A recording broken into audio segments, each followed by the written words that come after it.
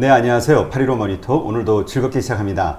오늘은 또 반가운 분 초대했는데요. 안유화 교수님을 모셨습니다. 네, 안녕하세요. 안녕하세요. 네, 지난번에 와인을 많이 드셔서 그런지 아직까지 피부가 아주 좋으십니다. 네, 불그스름하니. 네, 자수 좀 좋은 곳에서 좀 사주세요.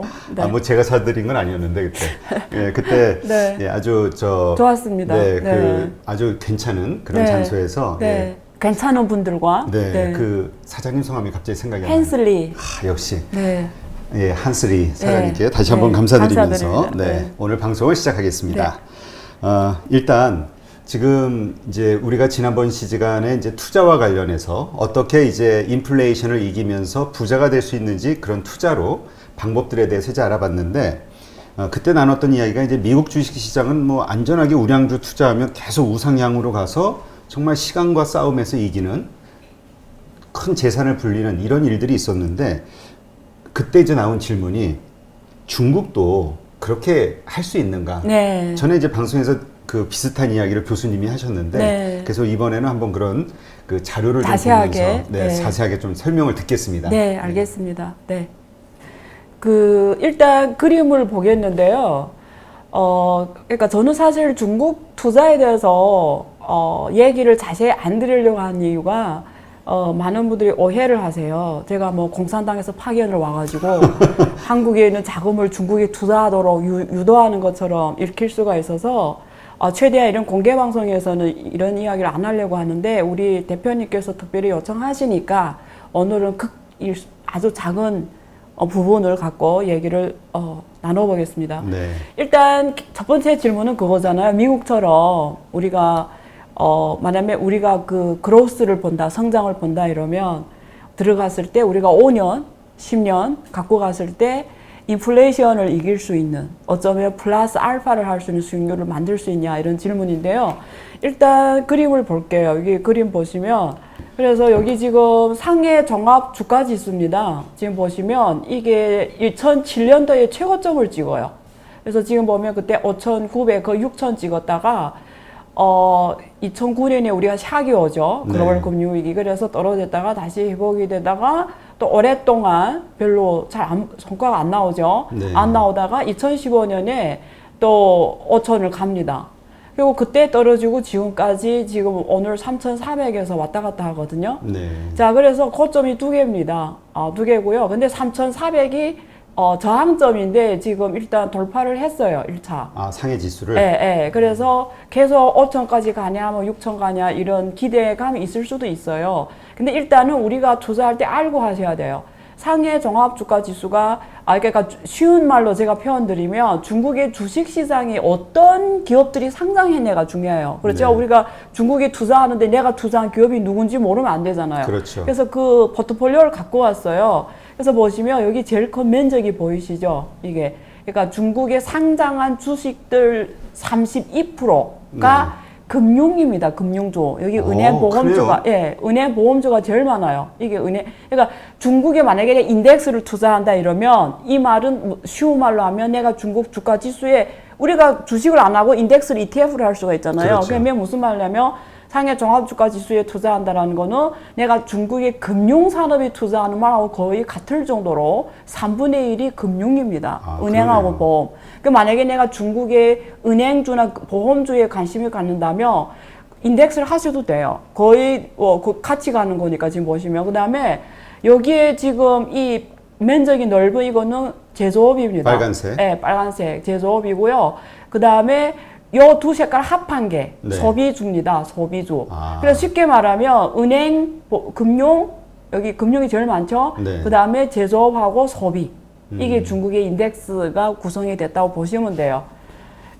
그 다음에 그러니까 이게 현재 시점이죠. 네, 현재 시점. 그래서 내가 투자를 하는 때 수익률을 얼마 주는지 보여드릴게요. 내가 만약에 ETF를 했다. 상해 종합주가에서 ETF를 했다 이러면 5년 동안 갖고 갔다. 내가 학교에서 들었더니 길게 투자해라. 단기는 안 된다고 하더라. 그래서 길게 열심히 기다렸어요. 5년을. 네. 그래서 5년 상해 아까 미국하고 비교하니까 지금 말씀드리는 거예요. 그래서 5년을 갖고 갔어요. ETF를. 네. 그러면 연 평균 수익률이 1.23%밖에 안 됩니다. 아, 그러네요. CPI를 못 이겨요. CPI가 중국이 2% 넘어가거든요. 그러니까 연 1.2%밖에 못 벌었다는 거예요. 그러니까 첫 번째 답이 나왔죠. 그렇죠. 그리고 뒤에서 더 보여드릴게요, 이제.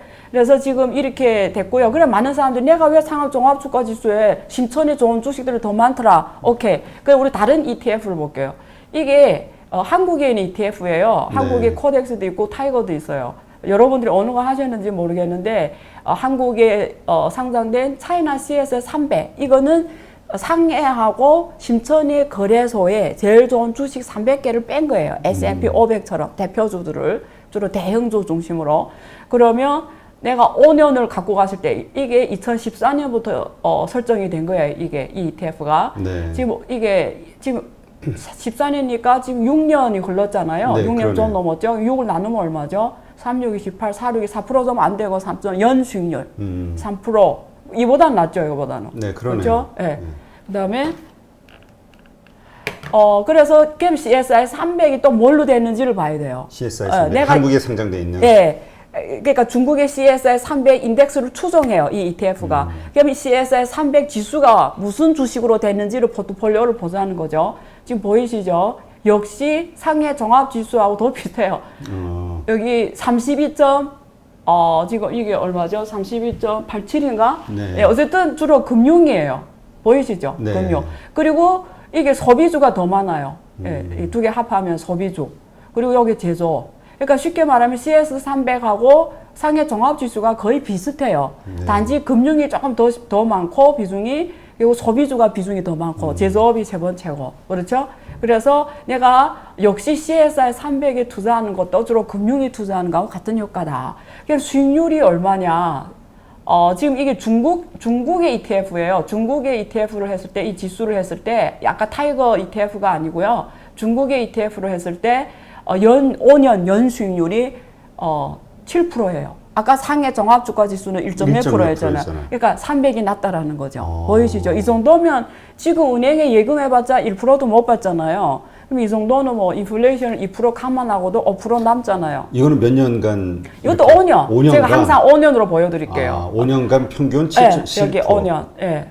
5년. 높네요. 근데 여러분은 3년을 할 수 있으면 또 수익률이 달라져요. 그러니까 이게 기간이 중요해. 내가 투자 기간을 얼마나 갖고 가냐에 다른데, 근데 상해 종합주가 지수보다 나을 거예요. CSI 300. 그래서 지금 보면 연 수익률이 7.09. 근데 인플레이션 수익률, 인플레이션 2% 빼면, CPI 빼면 대충 5% 정도? 네. 뭐 지금 사실 쉽진 않아요. 그래서 이 정도면, 네. 그 정도면. 네. 그러면 근데 생각보다 네. 그 우리가 생각하기에는 네. 그 미국 같은 경우는 기술주들, 성장주들의 그 포지션이 네. 퍼센테이지가 더 높은 걸로 지금 생각이 되거든요. 그렇죠. 전체 시장 네, 가운데. 전반 지난번에 말씀드린 것처럼 미국이 확실히 주가 수익률은 나아요. 동일한 5년을 갖고 갔을 때 우리가 ETF로 봤을 때. 예, 예. 근데 그 중국 같은 경우는 금융주가 많네요. 그쪽 미국은 그쪽은 IT주 많아요. IT주가 많잖아요. 많고요. 네. 기술주들이 많죠 주로. 그다음에 제약, 바이오. 그러니까 시장의 성격이 완전히 틀리네요. 다르죠. 거기는 미국은 완전 그로스. 성장에 대한 초점을 여기는 맞추고. 가치주. 그러니까 이미 굉장히 성숙된 기업들. 그러니까 전통 산업, 주도 산업 위주로 있고 미국의 주식시장은 주로 그로스 펀드, 그러니까 성장하는 산업. 성장하는 산업이 우리가 말하는 아마존이랑 요즘에 그거 아세요? 테슬라가 네. 톱5 안에 들어왔어요. 아마존은 이미 2조 넘었어, 2조 달러. 어느 한 국가의 GDP보다 더 많이 넘어갔어요. 그러게요. 네, 놀라운 일이에요, 이거는. 한국의 지금 GDP가 2조예요. 러시아는 2조 안 돼요, 그 큰 나라가. 그러니까 얼마나 기업이 하나가 이렇게 갔다라는 거는 어마어마한 거잖아요. 그래서 아마존, 구글, 페이스북, 그 다음에 테슬라예요. 네. 지금 테슬라가 난리 났죠. 네. 그러니까 사실 작년 초만 해도 뭐 망하네 뭐 어쩌네 이런 얘기들이 많았었는데. 네. 근데 이번 코로나가 살렸죠. 네. 네, 언택 산업 중에 하나고, 그리고 전기를 쓰면 석유보다는 친환경 쪽이잖아요. 근데 그렇죠. 그런 이야기를 하더라고요. 현대자동차가 주로 수소 쪽 가잖아요. 근데 사실 전기자동차도 사실 친환경이 아니거든요. 그래서 수소가 원래 가성비가 맞으면 수소 자동차가 훨씬 더 친환경이고 훨씬 더 사실은 좀 우리가 미래의 산업에 대해서 더 좋은 건데, 문제는 이게 가성비가 안 맞으니까 수소 자동차 너무 비싸잖아요. 그렇죠. 일반인들이 사기에는. 근데 지금 전기자동차가 이제는 막 지난번에 중국에서 나온 자동차가 700 몇 킬로까지 갔잖아요. 그 정도면 운전할 만하잖아요. 괜찮죠. 네. 그러니까 이제 대중성 면에서 네. 이제 딱 전기차가 네, 이제 딱 적정한 이번에 포지션을, 자리 잡았죠. 네. 뭐 저도 뭐 전기차 갖고 싶으니까. 네, 이제는 그 정도로 우리가 보편 인식이 들었잖아요. 네, 그죠? 그렇죠. 네. 전기자동차가 좋은 게 소리가 안 나잖아요. 그러니까 어떨 때 처음 하면 적응이 잘 안 되더라고요. 이게 가는지 안 가는지 느낌이 그런 부분은 또 있더라고요. 네. 근데 사실 그 차의 핵심은 이제 자율주행이잖아요. 그렇죠. 앞으로는 자율주행 데이터하고 자동차, 이제 뭐- 소프트웨어고 예. 네, 빅데이터고. 그러니까 앞으로 이와 관련해서도 성장해야 할 수 있는 네. 그 부분들이 네. 참 많은 것 같아요. 엄청 많죠. 일단 자율주행 자동차 쪽으로 가면 우리가 그 운전에서 해방되는 거잖아요. 네. 그러니까 우리가 운전에서 해방되면 그 차 안에서 할 수 있는 게 너무너무 많은 거예요. 그래서 요즘에 반도체가 우리가 스마트 디바이스로서 그러니까 반도체가 공업의 쌀이라고 하잖아요. 근데 앞으로 미래 5G, IoT, 빅데이터 뭐 이런 산업으로 가면 반도체가 더 중요해져요. 근데 반도체가 지금까지는 주로 우리가 B2C 쪽, 소비 쪽은 주로 디바이스가 스마트 핸드폰이었잖아요. 근데 앞으로는 지금 제일 우리가 전망하는 게 소비 쪽은, 자율자동차예요. 네. 거기에 들어가는 반도체. 그러면 그게 우리가 설계부터 시작해서 메모리까지 모양이 다 변해야 돼요. 스마트폰에 들어가는 반도체하고 자율주행 자동차처럼 이게 거기에 또 엄청난 유니콘 기업이 많이 나올 거예요. 또 그런 걸 하는 업체를 나와줘야 되거든요. 그래서 하나의 분명한 새로운 이머징 산업으로서 담을 수 있는 게 많아지는 거죠. 되게 재밌어요.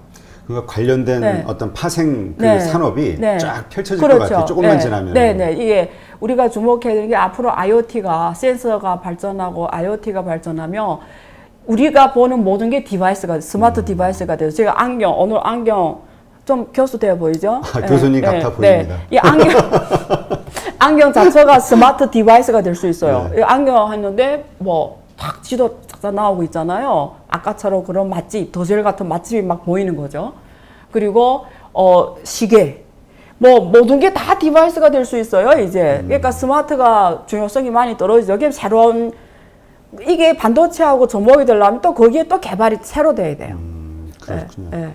그러니까 그 미국 같은 경우는 우리가 이제 그런 성장주 중심이기 네. 때문에 그 뭔가 네. 그 산업의 성장과 함께 같이 수익도 성장이 되는데 예. 예. 중국은 아직 G가 안 보여요. 예, 그러니까 그래서 안 보이네. 안 보이죠. 예. 그래서 아까 주가 지수를 해도 연수익률이 상해 종합 지수가 왜 1.23%예요? 그게 성장주가 안 담긴 게예요. 네, 그러면 그 말씀하신 대로 저희가 그 상해 인덱스를 추종하는 것보다는 네. CSI 300을 추종하는 게 훨씬 수익률이 몇 배 나는 거네요. 네, 근데 이제 보신 것처럼 CSI 300도 그냥 7%예요, 연. 근데 미국 같은 경우는 연수익률이 몇십 프로 줄 수가 있잖아요. 그러니까 무슨 말이냐면 중국은 CSI 300이라는 게 저 정도 수익률이라는 건 뭐냐면 아직도 중국에 상장한 주식들은 전통산업, 주도산업 위주예요. 그러면 성장주는 어디에 있냐? 중국은 그 심천에 차스닥이라고 있어요. 그리고 이번에 상해거래소의 그科创板 거기에 미국처럼 성장하는 주식들은 거기에 있고요. 근데 옛날에 지금科创板작년에 나오는데 나오기 전에 중국의 진짜 성장주는 다 미국에 상장하고 홍콩에 상장했어요. 네. 그래서 여러분들이 만약에 중국이 성장주에 하고 싶다 이러면 중국 본토에 안 해도 돼요. 홍콩에 엄청 많고요. 미국에도 엄청 많아요. 성장주들이. 그러니까 중국이 어떻게 보면 중국 사람들이 빼앗긴 거예요. 이 성장주들을. 얼마나 우리 기업인데 우리 성장주를 중국 국내 사람들이 해외 주식에 못 투자해요. 그거 아세요? 그래요? 투자할 수 방법이 없어요. 근데 QD나 이런 시범 채널은 있어요 또. 근데 말이 그렇지 한국들이 이렇게 마음대로 못 해요. 그러니까 중국 사람들은 자기 기업인데 자기 성장 기업에 투자할 수가 없는 거예요. 근데 한국인들은 홍콩하고 미국에 마음대로 할 수 있잖아요. 그래서 정말 중국의 G에 투자하고 싶으면 미국하고 홍콩에 상장한 중국 그로스 주식들에 투자해도 오히려 거기 더 많이 상장했어요. 이번에 핀도도도 미국에 상장했고요. 네. 이번에 그 중국의 스마트 자동차 산업 3개가 있거든요. 네, 네. 걔네들도 다 미국에 지금 셔펑, 리샤, 니오 다 미국에 상장했어요. 자율주행 자동차. 네. 그러니까 그 중국 우리가 상해나 심천지수에 투자한다라는 거는 이제 네. 금융이나 그 내수주에 네. 우리가 투자하는 거나 마찬가지네요. 네, 그로스가 아니라 그래서 성장 기업이 그렇죠. 아니라. 네. 네, 알겠습니다. 이런 것들을 잘 감안하셔서 네. 그냥 막연하게 중국의 성장 이걸 생각하고 들어가는 게 아니라 맞아요. 중국의 내수를 생각하고 맞아요. 뭐 CSI 300을 추종을 네. 하든 이렇게 가야 되고 그러니까 사람들이 이렇게 생각하는 거예요. 중국의 성장이 빠르다더라 이러면 아, 중국의 뭐 상해 종합주가시 ETF라든가 CSI 300 ETF로 투자하면 된다 이렇게 생각하는 거예요. 중국의 성장 이쿠어 중국 주가 지수의 ETF 이렇게 생각하는 사람들이 있어요. 그러니까 오늘 저 그림을 통해서 제가 보여준 거예요. 중국의 지금 중국 거래소 상장한 주식들은 그로스 기업보다도 성장 성숙 산업, 전통 산업, 성숙 산업 우리가 말하는 이런 은행이라든가 보험이라든가 뭐 소비주 그리고 아까 제조업, 전통 제조업이 많더라. 근데 내가 그러니까 가치주 펀드들, 가치주 기회가 더 많다는 거예요. 밸류에이션이 좀 저평가된. 근데 내가 G를 지난번에 말씀드린 G를 벌겠다, 캐피탈 게인 벌겠다 이러면 오히려 그런 주식이 중국 기업임에도 불구하고 미국하고 홍콩이 더 많이 상장돼 있다. 그러면 그런 쪽에 좀 눈을 돌릴 필요가 있다. 네. 네. 네. 네. 이거 좋은 팁이네요. 네. 네. 알겠습니다. 자, 그럼 이번에는 이제 한국 사람들도 이제 어떻게 지난 시간에 그 재산을 투자를 통해서 불릴 수 있을 것인지에 대해서 이제 좀 말씀을 나눴는데 네. 일단 우리가 중국인들에 대해서 좀 알고 싶은 거예요. 네. 중국인들은 과연 어떻게 돈을 불리는 그렇죠. 방법을 그렇죠. 사용할까? 투자를 어떤 식으로 할 것인가? 그렇죠. 예. 네, 궁금하시죠? 네. 궁금하면 500위안. 500이 네. 아니요. 얼마인지 아시죠? 잘 모르겠는데 어쨌든 8만 원. 오케이. 콜.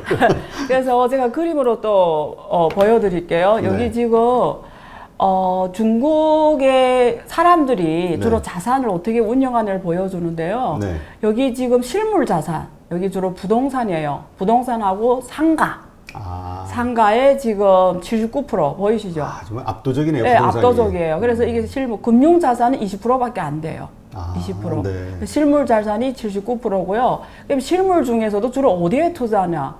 아파트처럼 이런 주택에. 주택에 지금 59%. 예? 그리고 여기 상가, 자동차, 공장, 설비. 보이죠? 사업하는 사람들이 예, 거죠? 기타. 그러니까 이런 거예요. 그러니까 금융은 20%밖에 안 돼요. 그러면 이게 글로벌에 다른 나라하고 비교했을 때 우리는 항상 이렇게 비교해야 본질이 보이거든요. 그렇죠. 이게 그래서 과연 적정한 건지. 예, 적정한 건지. 그래 다른 나라하고 비교해 볼게요. 지금 이게 미국하고 비교할게요. 네. 이게 요 컬러가 미국입니다. 요 파란색. 예. 네. 그린이 중국입니다. 자, 부동산. 전매계 부동산이에요. 중국은 부동산에 지금 78% 투자하죠. 엄청나네요. 한국이 얼마인지 아세요? 부동산에? 한국도 거의 60% 이상. 한국 69예요. 69? 네, 중국이나 한국이나 다 부동산이에요. 주로 가계 자산에 투자하는 게. 한국도 70%라고 보시면 돼요. 중국은 77%, 78. 그다음에 미국은 34%. 보이시죠? 34, 35 보이시죠? 네. 그다음에 중국은 금융 자산의 11.8%밖에 안 돼요. 근데 보통 주식이라고 예, 주식, 생각해야 채권 되겠죠? 이런 걸. 근데 미국은 42%. 거의 절반이 금융에 주식하고 채권 이런 데 투자하고 있고요. 그다음에 사업하는 거. 미국은 19%, 거의 20%. 창업자들? 예, 창업자들. 중국은 5.6%. 보이시죠? 이거 기타. 여기서 왜 미국이 그렇게 가는지 보이시죠? 이 두 개 차이 나잖아요.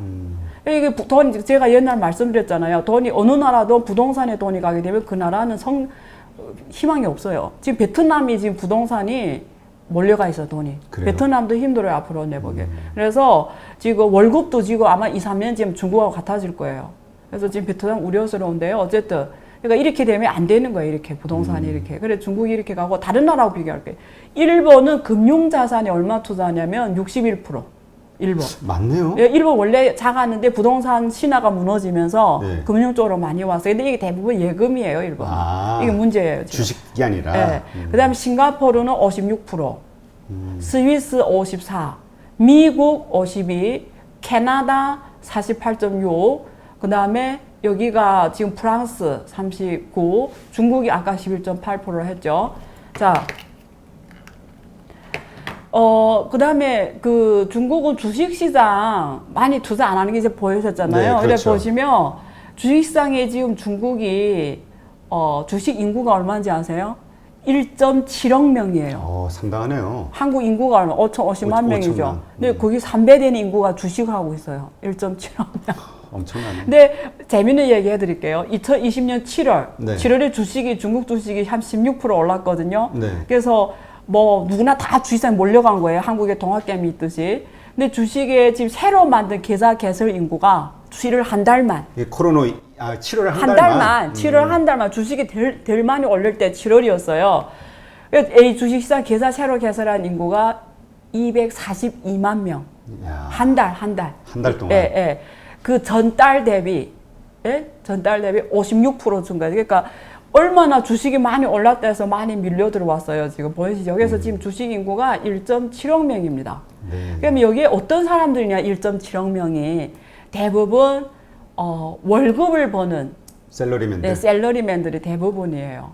무슨 돈으로 투자하냐? 월급을 가지고 투자하는 거예요. 적립식으로 예, 하겠네요, 그럼. 자기에게 얼마를 투자하냐? 90% 이상이 여기 1.7억 명 중에 90% 이상이 50만 위안 이하를 투자하더라. 50만 우리 원화로 1억이 좀 안 돼요.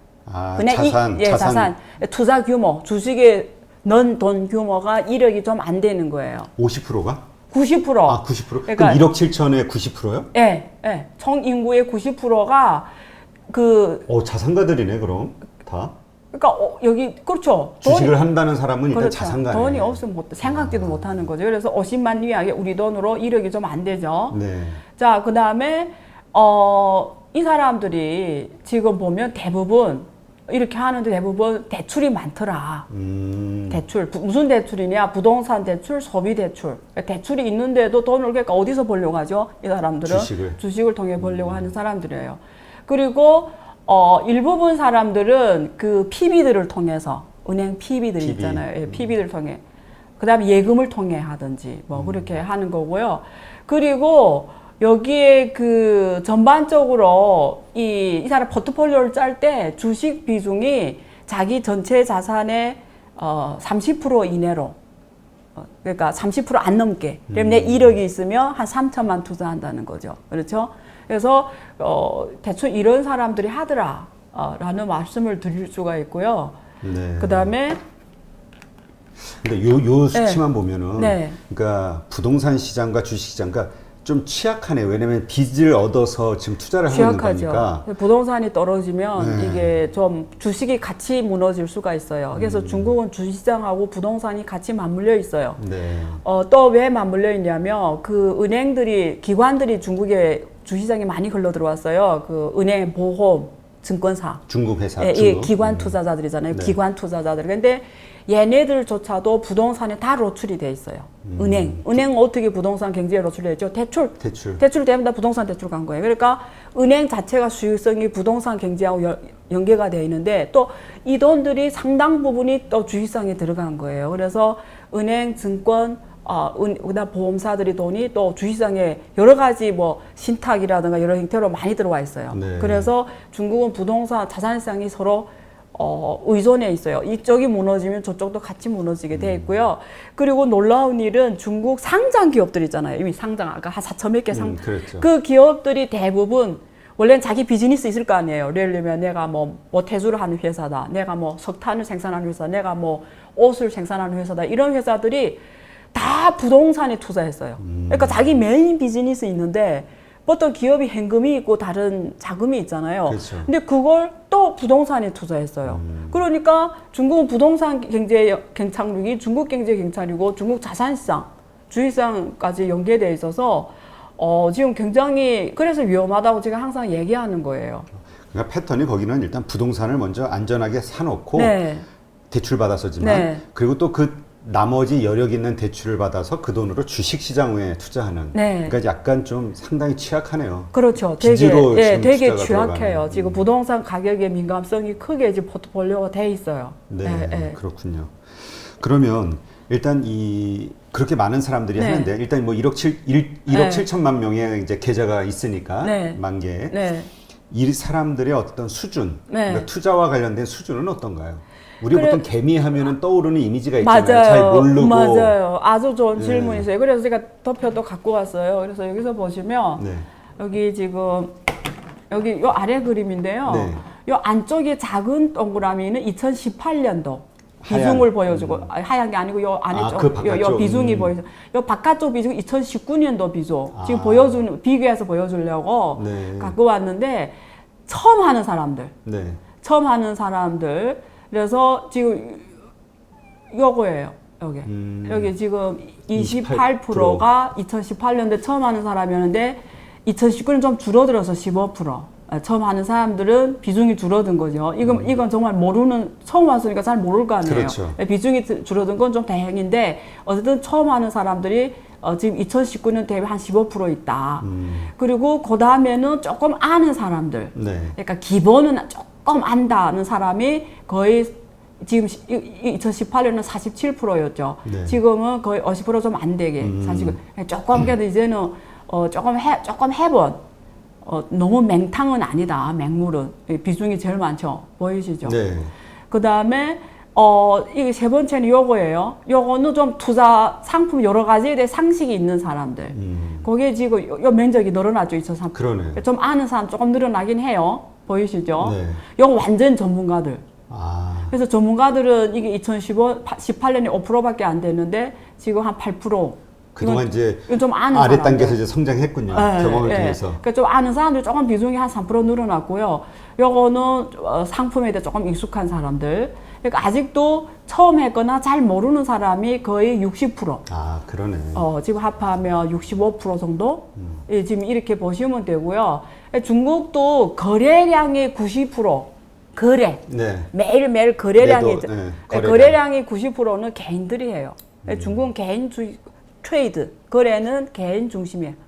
근데 잔액, 보유 비중은 기관이 제일 많아요.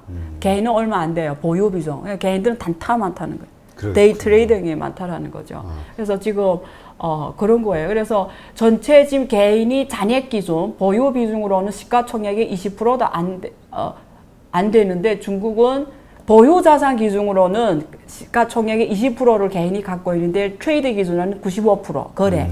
근데 이게 유럽이나 미국은 원래는 개인이 되게 작거든요. 비중이 한 10% 정도밖에 안 되는데 중국이 이게 지금 문제점이에요. 예, 근데 앞으로 이걸 개선을 해야 됩니다. 그래서 중국 정부가 지금 그런 개선을 하려고 지금 노력하고 있어요. 그래서 기관 투자가들 투자를 중국이 지금 장려하고 있어요. 그래서 지금 원래 증권, 은행, 보험, 특히 보험하고 은행은 주식시장에 들어가는 걸 뭐 5%로 제한한다든가, 그 다음에 보험은 얼마 이상을 주식을 못한다, 20%에서 먹는데 그걸 풀기 시작했어요. 좀 이렇게 완화시키고. 그 다음에 해외 투자자들을 원래 한도가 있었어요. 외국인들이 기관 투자가 QF라든가 RQF라든가 이런 게 3천억 위안 이렇게 한도가 있었는데 그걸 다 풀어놨어요. 네가 하고 싶은 만큼 해라. 네. 그래서 외국 기관 투자자와 중국 기관차가 메인 트레이더, 메인 거래자로 만들려고 하는 거예요. 그래서 주식시장을 좀 성숙시장, 미국처럼 기관 투자가 시점으로 지금 체질 개선을 위해서 지금 노력하고 있는 걸로 지금 나오고 있습니다. 이 자료는 중국 증감의 중국의 증권 투자 보호 기금 유한 회사라고 있어요. 이것도 국가 건데요. 거기서 통계한 자료입니다. 이게 매년마다 자료 나와서 이렇게 비교 도표를 보여주고 있어요. 네. 그렇군요. 네. 그러면 이게 지금 말씀만 들어봐서는 네. 그럼 이제 지금 20%밖에 전체 주식 시장의 20%밖에 안 되는 개인들이 네. 전체 거래량의 90%를 한다는 거는 지금 어마어마한 그 단타 손바뀜이 일어난다는 그렇죠. 거잖아요. 그렇죠. 그럼 이제 기관들은 사놓고 안 판다는 거고. 주로 가치 투자 아니면 성장 투자하는데 개인들은 단타죠. 그러면 네. 그 궁금한 거는 네. 이제 중국 정부에서 이런 거를 수정하기 위해서 내리는 어떤 그 방향이 네. 기관들이 더 많이 사서 네. 장기 보유를 하도록 하는 게 목표인지 아니면 그냥 개인들의 의식을 개선시키는 교육 사업을 하려는 것인지. 아니죠. 중국 전반적으로 기관 투자자 중심으로 가야 가치주 투자, 그리고 미국처럼 성장주 투자. 그러니까 돈이 기관들이 할 때는 두 가지 방향이라고 제가 말씀드렸잖아요. 그러니까 우리가 펀드에 가입할 때도 가치주 펀드가 있고 성장주 펀드가 있어요. 그로스 펀드가 있고 밸류에이션이 좀 낮게 워린 버핏이 주로 하는, 그렇죠? 그래서 이런 두 가지인데 가치주는 저평가된 걸 사가지고 제 밸류에이션 받을 때 파는 전략이거든요. 그러면 가치주 투자를 잘 하려면 금리를 잘 읽어야 돼요. 왜냐면 우리가 그 프라이싱, 주가 가격은 어떻게, 가치, 밸류에이션은 어떻게 하면 equal 1 플러스 R 이게 금리예요. 쉬운 말로 하면 원래 요구 수익률이라고 하는데 투자자 요구 수익률 하고 위는 캐시플로우예요. 그냥 주식은 배당이에요. 디비덴드. 그거는 우리가 상수라고 생각했을 때 분모에 R이 들어가 있잖아요. 그러면 지금의 삼성전자 가격이 하이 밸류냐 낮은 밸류냐는 이렇게 같이 계산해서 나와요. 그러면 이 R을 읽어야 돼요. 그러면 만약에 한국은행이 금리를 올린다 이러면 이게 분모가 있기 때문에 가격이 어떻게 되죠? 떨어지는 거예요. 네. 그래서 만약에 지금 미국의 페드가 이제 물가가 걱정이 되니 금리를 올린다 말을 만약에 어느 날인가 페드가 앞으로 금리를 올리겠다 이런 흐름이 나오면 우리가 느낌을 어떻게 받아야 되냐면 가격이 떨어지겠네. 주식 가격이 떨어지겠네. 이렇게 생각해야 그렇죠. 돼요. 예, 그래서 밸류에이션 투자를 하려면 금리를 잘 읽어야 돼요. 그리고 그 기업에 남들이 모르는 정보를 많이 알고 있어야 돼요. 그래야 그 주식이 아직 그 정보를 반영이 안 돼서 낮게 평가되는 거예요. 한국 주식들은 주로 지배구조 문제가 있어요. 예. 대주주의 이런 소액주주와 대주주의 이해상충과 내부 거래라든가 이래서 밸류에이션이 낮게 한국 주식들이 주로 저평가되어 있어요. 많이.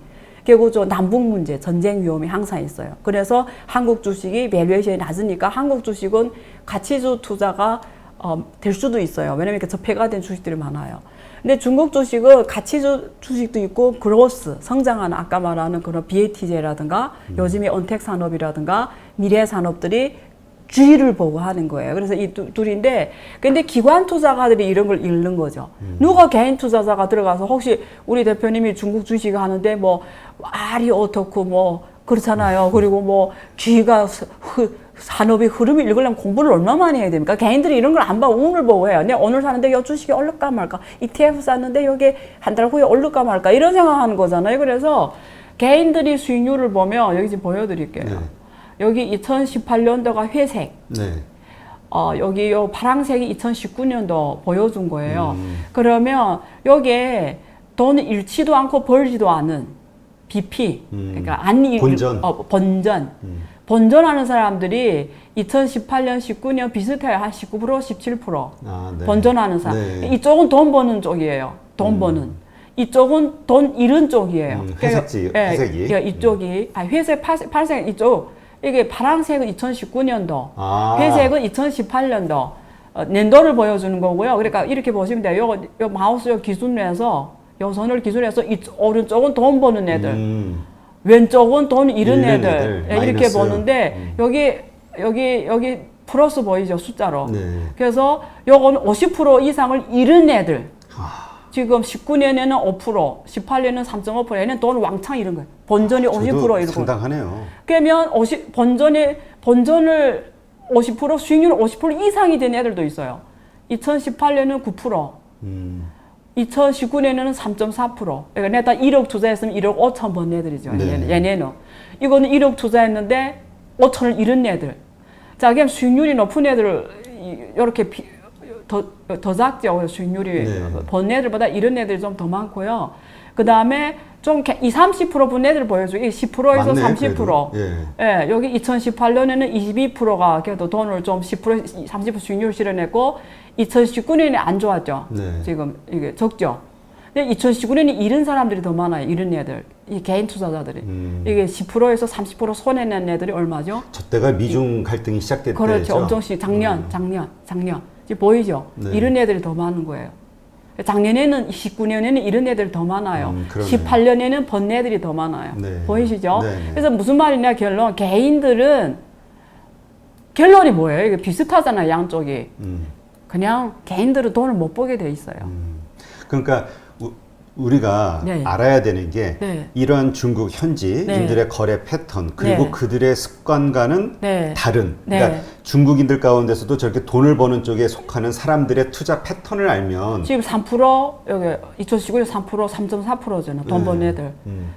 그럼 이제 저렇게 잃는 사람, 그러니까 어쨌든 개인들이 재미를 못 보고 있는 거잖아요. 네. 거래는 많이 하는데. 네. 근데 이제 조금 전에도 말씀하셨듯이 네. 이제 중국 정부에서 그걸 고치려고 하는데 네. 그 얘기는 그러면 네. 그 20%밖에 안 되는 개인들의 물량을 기관들이 계속 매입을 해 나간다는 얘기 아닌가요? 그러면 물량이 줄어든다는 얘기 아닌가요? 그렇죠. 개인들이 앞으로 점점 미국처럼 선진국처럼 비중이 10% 아래 뭐 10% 언저리에서 왔다 갔다 하는 거죠. 한국은 3분의 1, 3분의 1, 3분의 1이에요. 개인, 기관, 외국인. 아, 우리도 많네요. 예, 비율이. 예, 한국도 30%, 걔도 기관하고 외국인 합하면 한 60% 넘으니까 중국보다 낫죠. 근데 저는 마지막으로 이런 말씀 드리고 싶어요. 그러니까 확실하게 해둘 게 있어요. 개인 투자자들은 자기만의 노하우 없으면 100점 100패예요.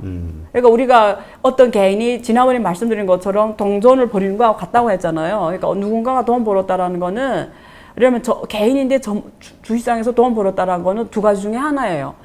지난번에 말씀드린 것은 그 확률 안에 들어갔든지 잘 자기도 뭔지 모르고 투자했는데 운이 좋게 10번을 동전 보냈는데 다 정면이 나온 사람이든지 아니면 정말 나만의 노하우 있는 개인 투자들이 있어요.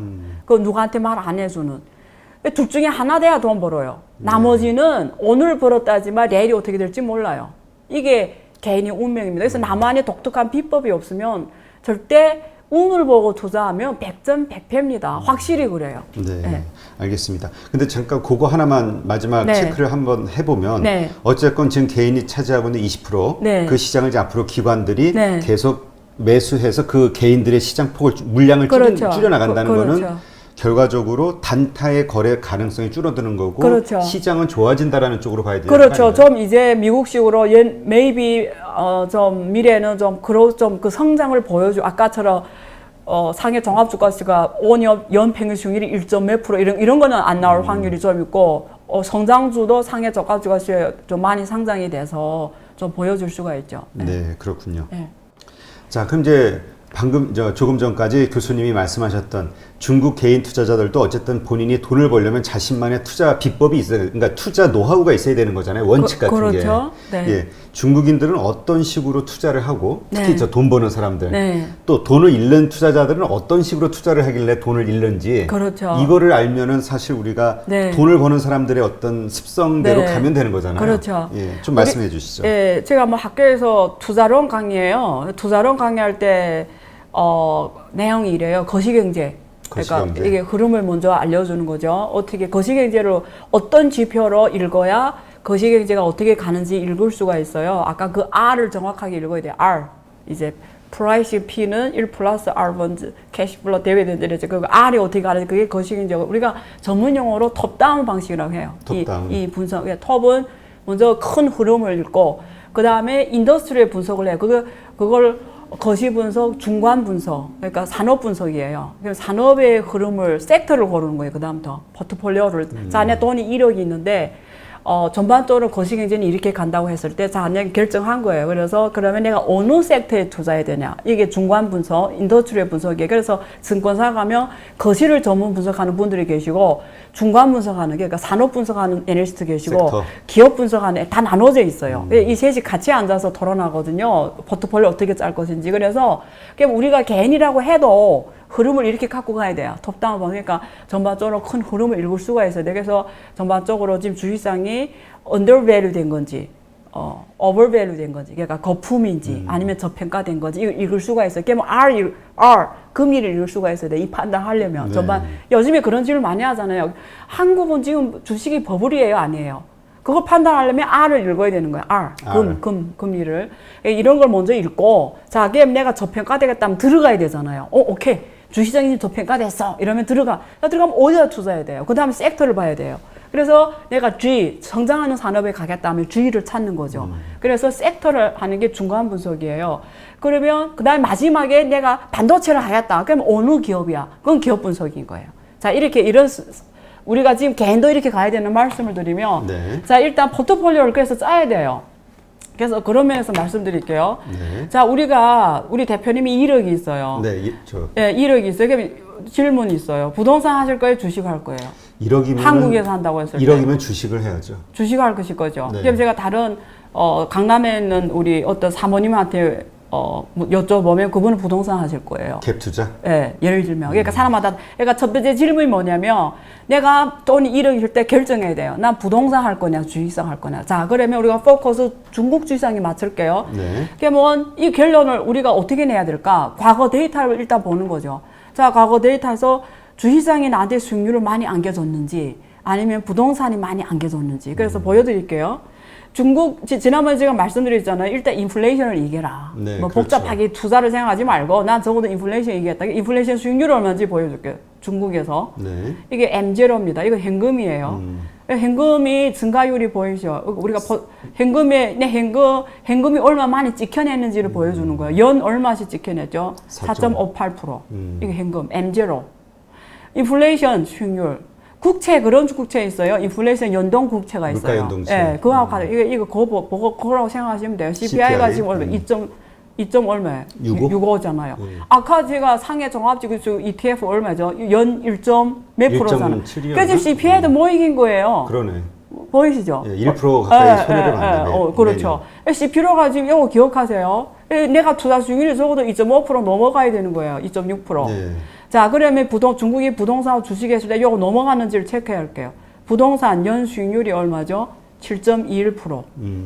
예? 네. 근데 이게 지금 마이너스 CPI 하면 얼마 벌었죠? 부동산 하면 5%. 연 5%, 정도? 5% 정도. 자, 주식은 연 수익률이 5%. 자, 마이너스 2% 하면 얼마죠? 3% 좀 안 되게. 그러네. 수익률이 이렇게 낮죠. 중국은 그래서 사람들이 부동산을 가는 거네. 중국 따마들이 부동산 하는 거예요. GDP 수익률은 GDP 수익률로 했을 때 GDP 이건 실물 경제잖아요. 네. 이렇게 높아요. 11%. 만약에 내가 중국 경제 어떤 관련 포트폴리오를 짠다면 내가 경제는 이렇게 잘 갔는데 주식시장이 이렇게 엉망이에요. 그래서 원래는 우리가 주식시장을 경제의 온도, 체온기라고 하는데 중국은 제가 옛날에 2010년에 쓴論文이 있어요. 중국 주식시장하고 GDP는 제가 그랜저 인과관계로 실증 연구한 게 있어요. 그래서 중국의 주식은 중국의 GDP에 체온 역할을 못한다. 그때도 그래요. 그게 옛날 과거 데이터 했는데도 그때 GDP 수익률이 엄청 높아. 이건 최근 데이터예요. 네. 근데 이게 보이시죠 지금? 예, 그러네요. 여기서 이거 보고 답이 어디서 나왔어요? 중국에는 뭘 투자해야 돼요? 부동산을 지금? 해야 부동산이잖아요. 그러니까 이게 중국이 그래서 안 된다는 거예요. 미국은 뭐였죠? 주식시장이었잖아요. 이런 나라는 길게 못 가요. 왜냐면 자산 가격이 너무 올라가면 부동산이 올라가면 누가 제일 손해예요? 기업들이에요. 생산 비용이 올라가잖아요. 그렇지. 토지 비용이 올라가고 임대 비용이 올라가잖아요. 그러면 생산이라는 게 이런 제품을 10,000원짜리 유럽하고 미국에서 10,000원에 만들 때 중국은 5,000원에 만들어야 경쟁력이 있는데 부동산이 그 5,000원을 다 채워버리면 누가 중국 거 메이드 인 차이나 사요? 메이드 인 유럽 사죠. 그렇지 않아요? 그렇죠. 그러니까 이러면 안 되는 거예요. 지금 베트남이 그래요. 베트남 지 부동산이 고속으로 상승하고 있고요. 베트남 월급, 블루 칼라들이 월급이 지금 저 베트남이 7에서 9% 성장하고 있어요. 그래서 베트남이 지금 인구가 1억이 안 돼요. 그래서 문제가 뭔지 알아요? 중국하고 또 달라요. 그래서 사람들이 베트남이 뭐 중국을 대체 생산 공장이 된다고 하는데 착각하지 마세요. 왜냐면 중국은 농민공들이 6, 7억이 있어요. 그러니까 저임금으로 뭔가 해줄 사람이 인력이 후보가 풍부한 너무 거지. 많아요. 이게 소화하려면 한 10년, 20년 걸리는데 저기 베트남은 그래봤자 1억 인구 중에 노동력이 얼마 될 것 같아요. 인력난이 금방 올 수 있고 금방 오는 인건비가. 거죠. 인건비가 중국하고 같아진다니까요. 지금 중국 중서부하고 같아요. 그리고 중국은 그래도 내수라도 엄청 크잖아요. 중국은 그래봤자 1억 인구에 내수가 대체할 수가 없어요. 1인당 GDP가 2,400밖에 안 돼요. 중국은 얼마죠? $10,000잖아요. 14억 인구가 $10,000. 베트남은 1억이 안 된 인구가 2,400. 그리고 금방 부동산하고 월급이 금방 따라오르는 거죠. 그래서 이게 올라가는 나라는 미국 가보세요. 우리 원화로 5억 주고 부동산 사면은 수영장 딸린 집을 사요. 제가 가보고 제가 거기 미국 부동산 중개 아저씨를 앞에 세우고 그 캘리포니아 있죠. LA를 다 돌았어요. 아 그래요? 네, 가격 사시려고? 하나는 싸면 살려고 했죠. 그래서 제가 LA를 다 돌았어요. 그래 그때 놀랬어요. LA가 미국에서는 부동산 엄청 비싼데요. 미국이 제일 비싼 데가 뉴욕하고 샌프란시스코거든요. LA도 엄청 비싸거든요. 이 세 곳이 부동산 알면 거의 대충 알거든요. 근데 제가 그때 놀란 게 이 세 곳 빼고 샌디에고 이런 데만 가도 5억 주면 호화저택을 사요. 그게 얼마나 미국 사람들이 좋아요. 월급이 제일 높고 글로벌에. 그렇지. 근데 부동산이 싸요. 내가 거주 비용이 싸나다. 그럼 내 생활질이 어떻게 되죠? 삶의 질이 확 올라가죠. 확 올라가죠. 그래서 미국은 중국이 아주 저렴하게 물건을 만들어서 미국에 수출해서 미국 사람들은 물건 값이 엄청 싸게, 엄청 싼 집에서 좋은 집에서 잘 먹고 잘 사고 그게 과거 중국하고의 관계 20년 좋았죠. 네. 그러면 이제 저런 그 데이터를 바탕으로 이제 그 우리가 중국에서 돈을 벌기 위한 어떤 자산의 포트폴리오를 만든다고 했을 때 그렇죠. 어떤 식으로 짜는 게 좋을까요? 네네. 그래서 제가 이게 사실은 포트폴리오를 짤 때 케이스 바이 케이스예요. 사람마다, 그러니까 우리가 주식 투자한다고 했을 때 만약에 내가 한다 이러면 자신의, 예를 들면 내가 월 수입이 1,000만 원이다. 그러면 1,000만 중에 몇 프로를 투자를 할 것인지 일단 결정해야 돼요. 그럼 내 1,000만 원 중에 100만 원 하겠어. 10%. 그럼 100만 원을 꼬박꼬박 매달 운영하는 거예요. 자, 100만 원을 하고 100만 원을 어디에다 투자하냐? 그럴 때 아까 톱다운 방식. 내가 어떤 산업, 일단 총 자산 포트폴리오 먼저 짜요. 자산이란 거는 크게 보면 어떻게 나오냐면 부동산, 주식, 그리고 요즘에 비트코인이 새로 올라왔죠. 비트코인. 네, 아마 금. 실물 자산은 금, 그다음 원료. 그렇죠? 그다음에 금융 자산은 주식, 채권. 그다음에 주식은 또 섹터가 있어요. 어느 섹터. 이렇게 다 포트폴리오 비중을 달리해야 되는 거예요. 자, 그래서 하나 짜본 거예요. 그냥 재미로. 네. 자, 그러면 우리가 모든 자산을 다 100만 원을 모든 자산 나눠서 투자했을 때 이거는 금이에요. 금이 얼마 투자하냐면 13%. 약 14% 투자할 거예요. 네.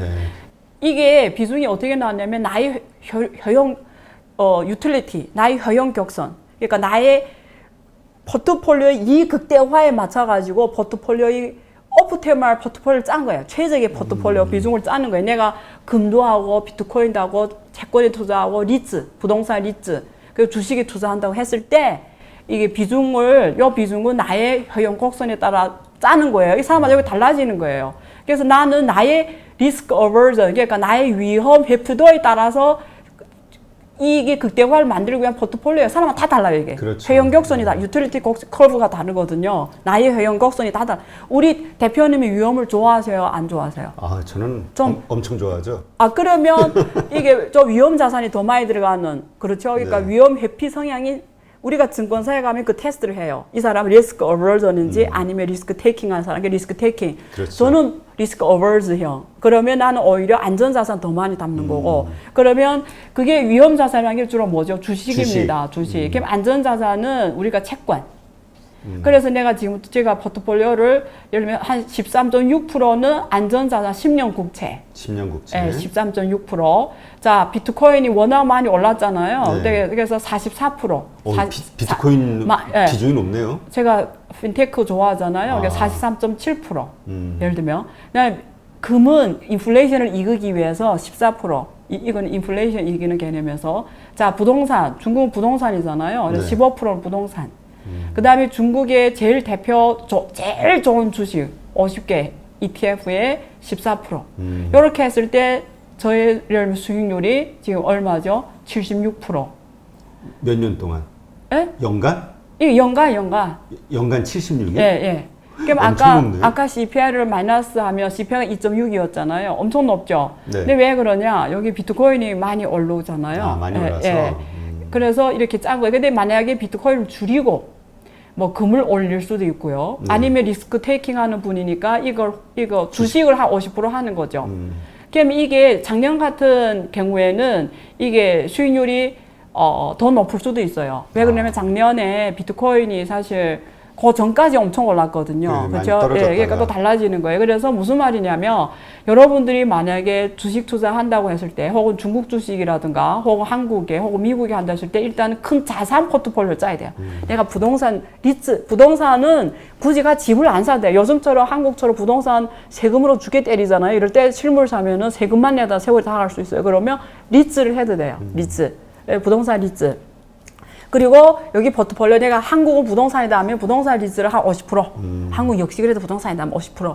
그 다음에 인플레이션이 이겨야 되니까 금은 담아줘야 돼요. 한 20% 예를 들면. 나머지 주식을 뭐 30% 이렇게 해도 되고. 이게 수익률 다 다르게 나오죠. 근데 내가 그게 얼마를, 안전자산 얼마 넣고 리스크 테이킹 얼마 는 나의 리스크 어버전 정도. 난 지금 내가 70세 내가 로인이에요. 새로 소득이 없어요. 월급이 없어요. 이런 사람들은 위험 성향 투자를 하면 안 돼요. 내 그렇지. 노후가 없어지잖아요. 그렇죠? 안정적으로 네, 가야죠. 근데 내가 젊은 사람이에요. 내가 20, 30대예요. 그러면 리스크 테이킹 하는 거죠. 인생이 뭐 두 있어요? 번 있나? 뭐 예, 있나? 젊을 때 실패해도 돼요.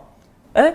그러니까 좀 리스크 테이킹 할 필요. 우리 대표님 젊으시네요. 그래서 나이는 많아도 젊게. 아, 많으세요? 되게 젊어 보이시는데. 네. 네. 아 근데 이렇게 우리 네. 교수님 수익률을 보니까 네. 그 Y는 그 교수님이 사셔야겠는데. 제가 모태주로 해볼게요. 아직 못해줘. 예, 예, 아, 진짜 약속하셨습니다. 못해줘, 진짜 예. 못해줘. 아, 오케이습니다. 예. 근데 반찬은 사세요. 제가 반찬? 못해서 들고 올게요. 안주. 안주. 반찬이라니까 김치를 가져가고 싶은 생각이. 아니, 안주. 오케이, 알았습니다. 예, 예. 이렇게 해서 모태주 한번 얻어먹는 네, 걸로 하고. 네, 네. 근데 지금 이제 자산 포트폴리오에서 이제 어쨌든 비트코인이 지금 확 올랐잖아요. 네, 네. 그럼 이제 보통 재조정을 하지 않습니까? 그렇죠. 이제 리밸런싱 하죠. 리밸런싱 예, 해야죠. 예, 왜냐면 예, 비트코인의 예. 비중이 높아졌으니까. 그렇죠. 예. 그럼 이제 저기서 만약에 덜어내시면 네. 어디로 투자를 하실 거예요? 근데 중국 사람 비트코인 좋아하는 이유를 말씀드릴게요. 네. 중국에서 돈이 나올 수 있는 방법이 없어요. 해외로. 해외로. 중국이 자본 항목을 막아놨어요. 요즘에는 어느 정도로 못 나오게 하냐면 뭐 선생님들, 교수들, 뭐 공무원들 여권을 다 조직에 바쳐야 돼요.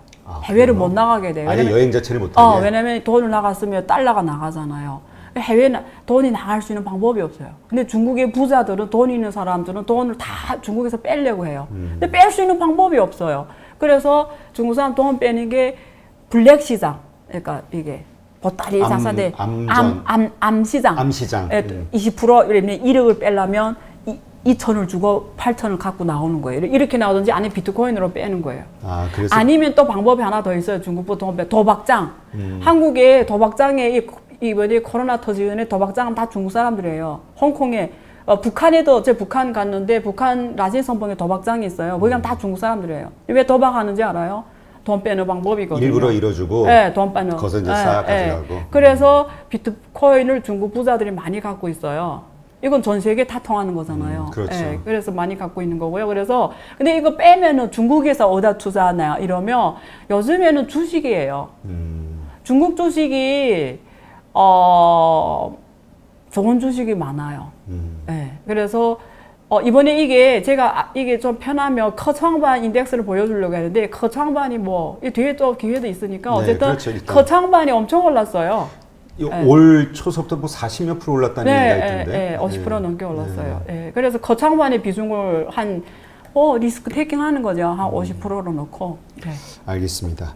그래서 이러한 식으로 네. 그러니까 그러니까 보통 이제 이게 교수님이 생각하시는 이런 것이 중국 시장에서 자본시장에서 돈을 버는 개인들의 어떤 방식도 이런 비슷한 이렇게 가야 된다라는 거죠. 그러니까 이렇게 자기 론리가 스토리가 있어라 이거죠. 근데 여기서 76%잖아요. 이게. 근데 위험이 얼마냐면 우리가 이게 표준 편차로 해요. 스탠더드 디비에이션이라고 하는데 표준 편차가 27%라는 건 위험이 상당히 큰 거예요.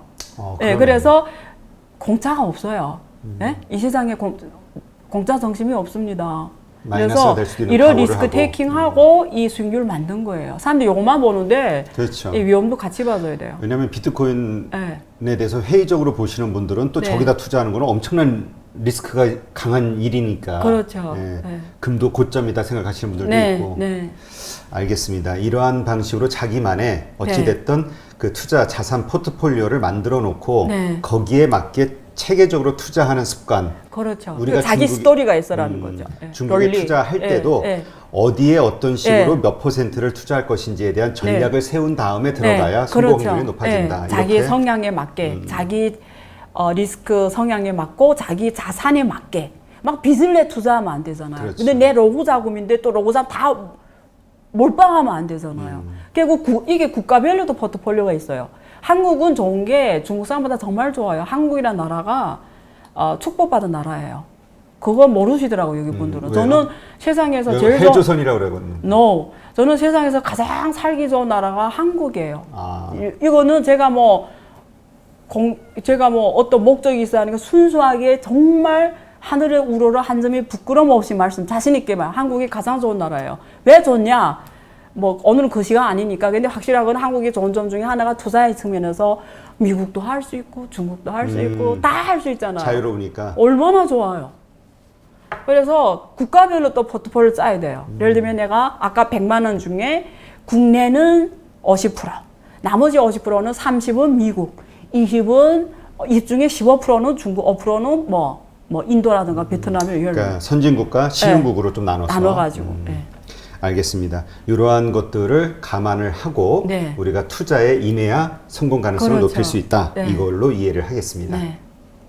자, 그럼 이번에는 우리가 이제 중국 시장을 투자할 때 중국인들과 외국인 투자자 간에 뭔가 차별화된 뭐 정책들이 있는지, 네. 왜냐면 그건 리스크니까. 그렇죠. 예, 그걸 좀 알고 싶거든요. 네. 좀 설명해 주시죠. 그러니까 일단 중국은 자본 항목이 개방이 안 됐어요. 그러니까 한국은 자본 항목이 개방됐단 말은 뭐냐면 달러 뭐 외화 마음대로 들어오고 한국인들도 달러로 마음대로 태어나서 외국에 가서 마음대로 여행하고 마음대로 놀고 그다음에 한국 기관 투자자들도 해외에다 마음대로 하고 해외 기관 투자도 한국 주식시장에 마음대로 이게 자본 항목 개방이에요. 근데 그렇죠. 중국은 이걸 못 해요. 외국인들이 중국이 성장한다더라 나 들어가고 싶어. No. 못 들어가요. 그래서 어떻게 그냥 중국은 외국인이 기관 투자가 필요해요. 그래서 문을 이렇게 빼곡히 열어놔서 여기로만 들어와. 그게 홍콩을 통해 들어가는 거예요. 그게 후강통, 성강통 이런 거 들어보셨을 거예요. 네. 그래서 홍콩을 통해서 이렇게 중국의 대륙의 주식에 투자할 수 A주, 중국 대륙 주식의 A주, B주로 나눠져 있어요. B주는 과거에 외국인한테만 열었어요. 중국 국내인이 못 투자해요. 근데 2001년에 왜냐면 그게 외국인한테만 달러하고 홍콩 달러만 투자하게 만드니까 주식시장에 거래량이 없는 거예요. 그때 2001년 때 누가 외국인이 중국에 관심 가져요. 그렇죠. 그러니까 거래량이 거의 없는 거예요. 그러니까 한 주를 던져도 막 주가가 막 변하니까 2001년에 B주 시장을 국내인한테 개방합니다. 그래서 그때 제가 상해에 있었는데 재미있는 일이 있었어요. 그때 그러니까 무슨 말이냐면 달러에 있는 중국인도 B주를 살 수 있어 이러니까 사람들이 새벽부터 줄 선 거예요. 달러에 있는 사람들이 가가지고 실제 그 B주를 그때 산 사람들이 대박 친 거예요. 왜냐면 B주하고 같은 주식인데 A주하고 B주로 나눠져 있는 거예요. 그 차이가 뭐예요? 그 차이 없어요. 삼성전자인데 쉬운 말로 하면 삼성전자인데 A주하고 B주로 나눠져 있는 거예요. 회사가 틀린 게 아니라 같은 회사의 주식을. 네. 그러니까 그러니까 같은 회사 주식을 한 100주를 물량을 한 1000주를 떼서 외국인만 거래하게 하고 거기 B주 나머지 9,000주는 중국인만 거래하게 이렇게 된 거예요. 그러니까 여기는 물량이 작은데 외국인 안 들어오니까 아까 한 주 던져도 막 주가가 변하는 거예요. 근데 이걸 내국인한테 열어놓으니까 어떻게 되죠? 여기 가격이 A주와 같이 가게 되는 거예요. 그러니까 주가가 확 올라가 버리잖아요. 그러니까 돈을 엄청 번 거예요. 그때 저는 달러 없어 못 샀는데 그래서 후에 내국인도 이제 B주는 할 수가 있거든요. 그래 그렇게 시범적으로 이렇게 동네를 나눠서 외국인은 여기서 놀아. 국내인은 이렇게 첫 시작을 했다가 후에 또 어떻게 다 이렇게 해놨잖아요. 그 다음부터 A주는 외국인은 못해요, 계속. 그래서 어떻게 하냐면, 문을 살짝 연 게 홍콩을 통해 들어와. 왜 홍콩을 통해 들어와서 감독하기 쉽잖아요.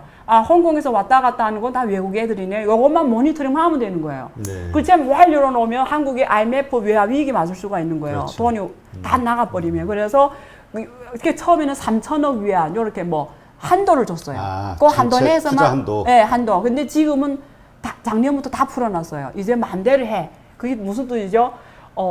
환영한다는 거죠. 외국인이 이제 막 들어와. 금융 투자를 해. 이렇게 된 거예요. 그래서 후강통, 성강통에 들어갈 수가 있고요. 아니면 한국 여기 증권사들이 거의 다 QF, RQF라고 중국 증권감독위원회에서 준 라이센스가 있어요. 그거는 기관 투자자들이 펀드를 조성해가지고 펀드 자금으로 중국에 들어가는 거예요. 그거는 기관 투자가들한테 열어준 문이에요. 그래서 한국의 거의 톱 증권사들은 QF, RQF 라이센스를 다 갖고 있어요. 얘네들도 지금 마음대로 투자할 수가 있어요. 그러면 내가 한국의 개인이다. 그러면 내가 나는 중국 주식을 잘 모르고 투자에도 잘 모른다 이러면 여러분들이 방법은 뭐냐면 한국 증권사에 가서 QF나 RQ 펀드에 가입하시면 돼요. 그럼 그 기관 투자가가 여러분을 대신해서 QF, RQ 펀드 조성을 통해 중국에 투자하는 거예요. 채권도 되고 아까 그게 다 돼요. 주식도 되고. 근데 아니다. 난 좀 아는 사람이다. 그러면 난 스스로 할 거야. 예를 들면 내가 뭐 중국의 뭐 CATL 이런 주식을 스스로 하고 싶어. 이건 이제 외국인이 못하는 주식. 그 후광통에 안 담겨진 주식이에요. 네. 외국인이 못하는데 예를 들면 뭐 다른 주식들 있잖아요. 뭐 이런 걸 하고 싶다 이러면 내가 후광통, 성광통은 증권사에 가서 개설하면 내가 개인이 그 중국 주식을 트레이딩 할 수가 있어요. 근데 거기 담은 주식만 할 수가 있어요. 중국 정부가 허용한 그 안에 담겨진 주식만. 그러니까 그런 게 또 있어요. 그래서 그렇게 할 수가 있는 게 중국 주식시장이고요. 자, 그래서 자세히 제도를 보여드릴게요. 네. 지금은 또 작년에 지금 2018년에 있잖아요. 여기 2018년 8월 15일부터 조금 규정을 더 완화했어요. 저기 2018년 8월 1일 중국어인데 제가 번역해 드릴게요. 2018년 8월 15부터 외국인도 살 수가 있어요. 아까 후앙통 써나통 말고 그냥 마음대로 할 수가 있는 게 조건이 있어요. 어떤 외국인이냐면 중국에서 근무하는 외국인. 예를 들면 우리 대표님이 중국에 들어가서 한국 회사든 중국 회사든 한국 사람인데 중국에서 근무하는 사람들 마음대로 할 수 있어요. 그러면 아까 후앙통 써나통 상관없어요. 똑같이 할 수 있어요. 첫째. 그 다음에 외국인인데 중국에서 법인을 만들었어요. 예를 들면 임수열 회사라고 중국에다 법인 했어요. 네. 마음대로 할 수가 있어요. 파리로 모니터. 네, 파리로 머니 회사. 아니면 중국에서 근무하다가 예를 들면 현대자동차의 중국 현지 회사에 이러다가 우리 한국 분이 들어오셨어요. 본사로 복귀했어요. 그래도 할 수 있어요. 네, 예를 들면 무슨 뜻인지 알죠. 그래서 이런 사람들은 2018년 8월 15일부터 마음대로 투자하게 풀어놨어요. 네. 그래서 이게 그 규정이에요. 그래서 이게 지금, 근데 여기에 모든 국가가 되는 건 아니고요. 여기 제가 파란색으로 번역해 드릴게요. 네. 이게 중국 증감에서 발표한 이게 규정이에요. 번역해 드리면, 중국하고 이렇게 감독당국, 한국은 금융위, 중국은 CSRC, 증권감독위원회, 이 위에, 이게 증권감독위원회 맨 위에, 이게 CSRC예요. 여기 CSRC예요. 네. 영어 보이시죠? 네. 요거 약칭이 CSRC예요. 증권가. 얘네들하고 이렇게 양해각서를 체결한 나라와 지역이 있어요. 그게 62개 국가. 이 62개 국가가 감독당국, 금융감독당국, 중국 CSRC하고 양해각서 체결한 이런 나라들의 이제 외국인들은 이제 마음대로 투자할 수 있게, 예를 들면 중국에서 근무하거나 다시 복귀하거나 마음대로 여건만 갖고 가면 돼. 그러네. 예. 이렇게 풀어놨고요. 그 다음에 그냥 외국인이 중국에 들어갔을 때, 외국인이 돈 버냐? 예? 네. 외국인은 외국인이잖아요. 중국어 그렇죠. 잘 모를 수가 있잖아요. 돈 버냐? 이 질문을 가질 수 있지 않겠어요? 그렇죠. 가가지고 전부 총알바지 되는 거 아니냐 이런 걱정을 하시는 분들도 있거든요. 야, 근데 제가 한국에도 지금 오래 있었고 중국에 더 오래 있었고 이래 보면 역시 이 외국인들은 참 돈 냄새를 잘 맡는 애들이에요. 외국이라는 거를 좀 하면 미국, 유럽, 한만이 서구들. 기관 투자, 헤지펀드들. 헤지펀드들. 네, 헤지펀드들. 얘네들은, 그러니까 여러분들이 모를 때는 얘네 자금의 동향 따라다녀도 돼요. 얘네는 진짜, 야, 결국 머리도 좋아요. 왜냐면 그 나라를 갖다가 내 마음대로 먼저 만들어 놓고 들어가. 예를 들면 내가 헤지펀드예요. 월가 헤지펀드에 가면, 자, 중국이 앞으로 성장한다는데 중국 주식에 내 투자하겠다 딱 결정했잖아요. 그러면 어떻게 월가 애들이 머리를 짜냐면, 근데 내 보기에는 저 가격에 들어가기에는 아니다. 지금 틱톡도 똑같은 문제 있어요. 틱톡이 그렇죠. 자기 몸값을 $1,000억 불렀어요. 그래요? 우리 원화로 한 100조 되잖아요. 그러니까 빌 게이츠나 저런 애들이 사고 싶은 거예요. 트위터를. 이게 너무 비싸. 무슨 $1,000억? 100억 달러로 만들고 싶은 거예요. 그냥 온갖 방법 다 써요. 뭔지 알죠? 이렇게도 때려보고 저렇게 제도 트럼프를 동원해가지고 때리고 이래서 엄청 싸게. 똑같아요. 미국이 월가 자본이 중국에서 A주에서 돈 벌려고 사실 한바탕 한 번은 해먹었어요. 언제는 2008년 이전에. 2008년 금융위기 이전에 중국의 5대 은행들 있잖아요. 주요주들이 다 골드만삭스, JP 모건이었어요. 걔네들이 금융위기 이전에 다 엄청나게 5,600씩 먹고 나갔어요. 그 다음에 금융위기 끝나니까 또 다시 들어가기 시작했어요. 근데 보니까 너무 비싸. 그래서 때리기 시작해. 어떻게 되냐면, 자, 내가 너네를 MSCI 가입시켜줄게. 네? 지금도 스토리 이렇게 가는 거예요. MSCI 가입시켜줄게. 근데 너네 MSCI 이머징 마켓 지가지수 인덱스가 들어간단 말 뭐죠? 그 나라 시장이 이제는 이머징 시장에 편입이 됐다라는 그렇죠. 거는 글로벌 이런 패시브 펀드들을 이런 애들 자동으로 다 담게 돼 있잖아요. 그렇죠? 얼마? 그건 자동으로 거의 로봇으로 담는 거니까. 그게 얼마나 좋아요. 기관 투자 자금이 엄청 들어온단 말이잖아요. 그냥 중국 이거 좋네 이래가지고 오케이. 근데 얘네 조건이 안 돼. 얘네 시장이. 그래서 문제점을 지적해요. 그래서 여러 가지 이유로 계속 가입을 안 시키면서 질질질 한 4년 후에 가입시켜요. 근데 이번에 가입이 됐잖아요. 근데 그것도 비중을 10%, 20% 이렇게 확대시켜요. 근데 그 조건이 있잖아요. 재밌어요. 얘네들이 진짜 머리 좋은 이게예요. 그동안 한 3차례 가입을 못했어요. 안 됐어요. 계속. 근데 이유를 대야 되잖아요. 안 되는. 근데 그 이유가 중국 주식시장을 내가 저 중국이랑 밭에 가서 밭을 갈 건데 내 마음대로 내 룰대로 갈게 하고 싶은 거예요. 그러면 지적하는 거예요. 너네 이거는 안 돼. 근데 그게 실제는 기회거든요. 그래서 지적하는 게 뭐냐면 왜 안 되냐? 첫째는 얘네 주식상이 법제화가 안 돼 있어. 내부 거래가 너무 창거래. 네. 법제화 좀 투명하게 해. 그래서 중국 주식상에서 엄청 그 내부 거래하고 그 엄청 그 이런 걸 조정하기 시작해요. 그러면 그거 하면서 어떻게 주가가 엄청 떨어지기 시작하죠. 그러죠. 일단 두 개요. 첫째. 두 번째 못 들어가요. 왜 안 돼? 이러니까 얘는 시장화가 안 돼. 그래서 왜 안 돼? 할까? IPO 가격을 공모가 상장하는 가격을 CSRC가 결정하잖아. 이런 게 어디 있어? 증권회사가 해야지. 언더라이팅을 왜 니네 감독기관이 해? 그걸 시장화시켜. 그럼 시장에 맡기는 거지. 그럼 또 쫙 떨어지죠. 원래는 중국은 공모 가격을 정부에서 정해줬어요. 정부에서 정해주면 이거 국유자산이잖아요. 그렇죠. 그러니까 국유자산을 정부에서 10,000원이면 10,000원인 거예요. 근데 시장 가격하면 그게 1,000원이 될 수 있는 거죠. 그렇죠. 왜냐면 많이 몰리면 비싸고 안 몰리면 싸고. 그래서 요거 하는 거예요. 이렇게 하면 우리 못 들어가. 내년에 편입 안 시켜. 그러니까 무슨 우리 같이 못 놀게 할 거예요. 그래서 중국 정부에서 IPO를 시장화시켜요. 프라이즈 시장화, 언더라이팅 한국하고 똑같이 됐어요. 그 다음에 세 번째 또 못 통과돼서 왜 안 돼? 이러니까 국제화 정도가 안 돼. 그러니까 무슨 말이냐면 문 열어 이거예요. 무슨 후광통이 성광통이 있니 뭐 통을 무슨 통 그릇 많아. 이제 금융시장 개방해. 그게 미국의 1단계 협의안에 들어간 거예요. 시장 개방. 이렇게 하면 매 한 번 할 때마다 주식시장이 엄청 떨어지는 거예요. 그래서 아까 상해 종합 주식주가 왜 연수익률이 CPI도 모이잖아요. 1.2%. 1.2. 말이 돼요? 그러니까 그 다음에 미국이 쫙 들어간. 그래서 올해만 600억 달러가 들어갔어요. 근데 얘네들의 수익률을 보면 장난 아니게 돈 벌었죠. 그래서 얘네들의 포트폴리오를 보면은 제일 많은 게 중국에 들어가 제일 많은 게 소비주. 네, 제일 많이 사고요. 그 다음에 요즘에는 IT주 많이 사요.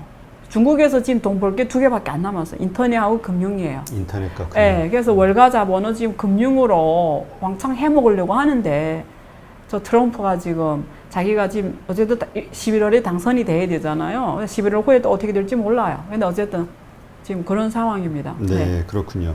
그러면 지금 이제 전체 주식시장 가운데서 우리 아까 얘기했던 네. 것이 개인의 그 비중이 한 20% 네, 정도라고 했는데 이 가운데서 외국인의 비중은 또 한 몇 % 정도 될지. 외국인은 얼마 안 돼요. 외국인은 한 10% 요즘에 많이 올라갔어요. 근데 10% 안 돼요. 아직도 작아요. 왜냐면 문화 아직도 안 열었잖아요. 전체 시장에서 10% 아니면은 시가총액. 시가총액 대비 10%. 네, 그러면 그것도 좀 꽤 많은 것 같은데. 옛날에는 1%, 2%밖에 안 됐어요. 그렇죠. 5%도 안 됐어요. 많이 늘었죠. 채권하고 주식이 비슷해요.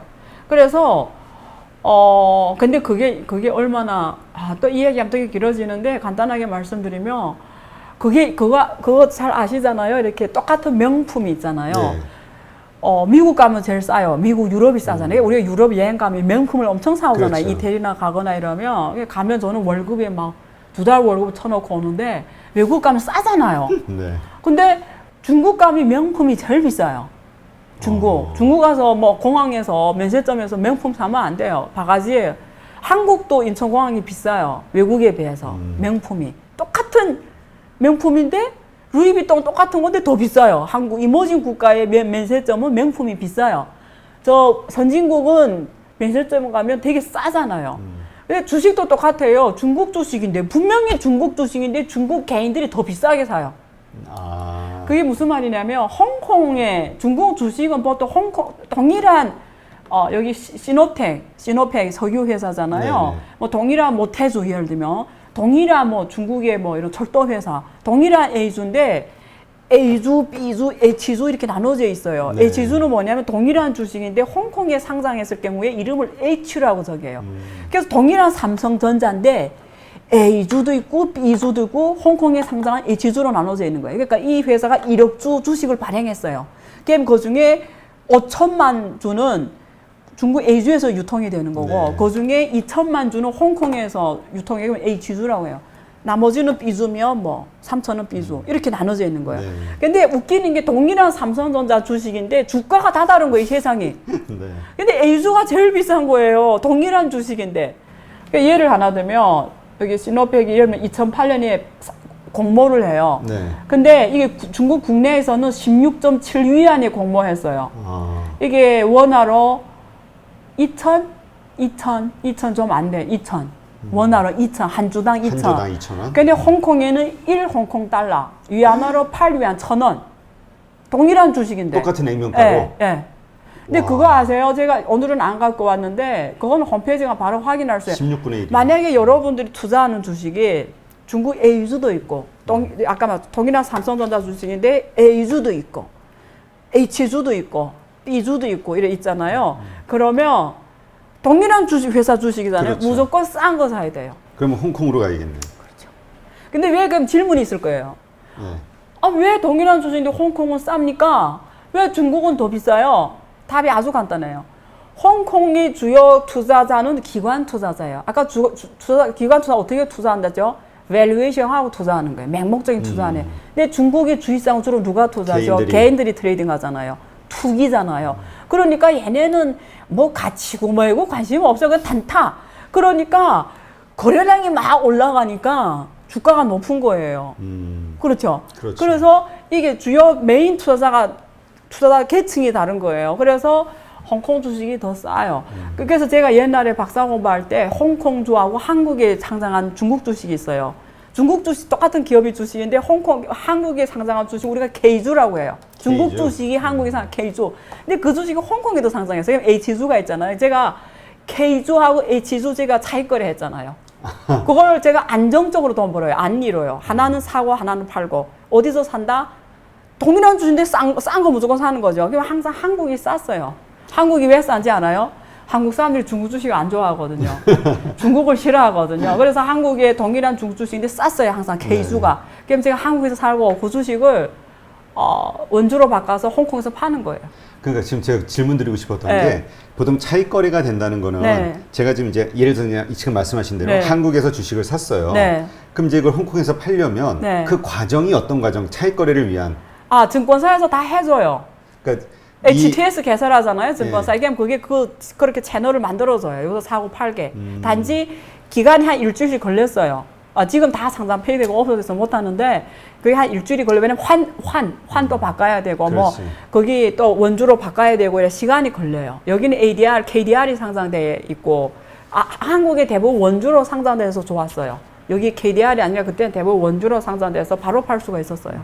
그러니까 이거 같은 논리로 지금 중국 같은 주식인데 네. 중국은 비싸고 홍콩은 싸잖아요. 그럼 제가 홍콩에서 사서 중국에다 팔 수가 있는 건가요? 그렇죠. 차익 거래를? 아, 똑똑하시네.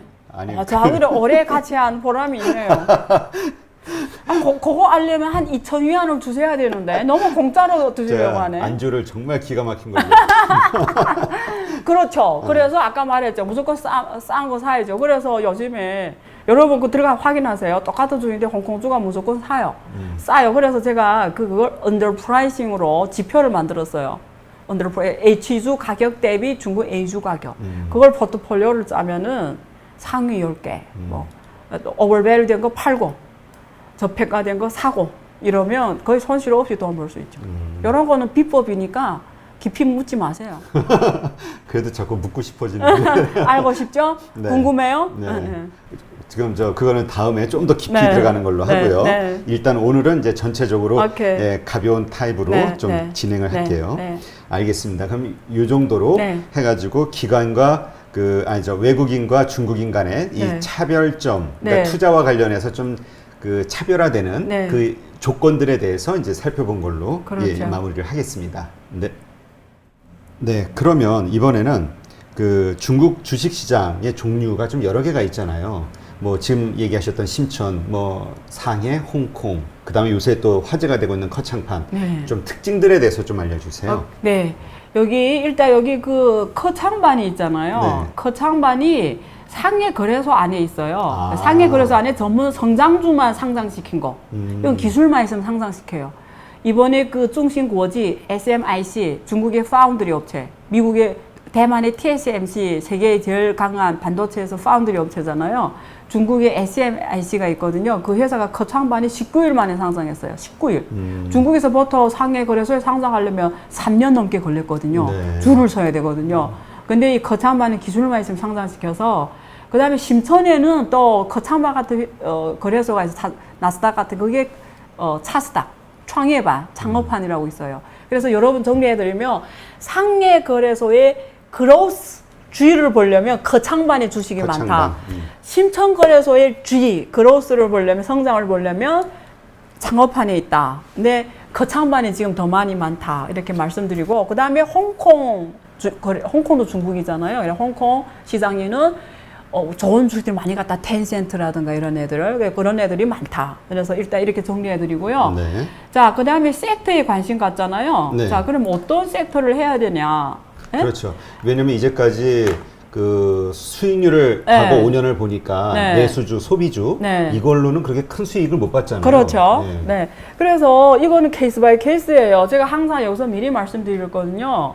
여러분, 자기 잘하는 섹터를 하셔야 돼요. 그러니까 알아야지 뭔가 이게 좋은 건지 나쁜 건지 정말 아니까. 그렇게 하셔야 돼요. 네, 그래서 일단 그걸 제가 전제로 하고, 그냥 저는 요즘에 반도체에 제가 미쳐 있어요, 요즘에.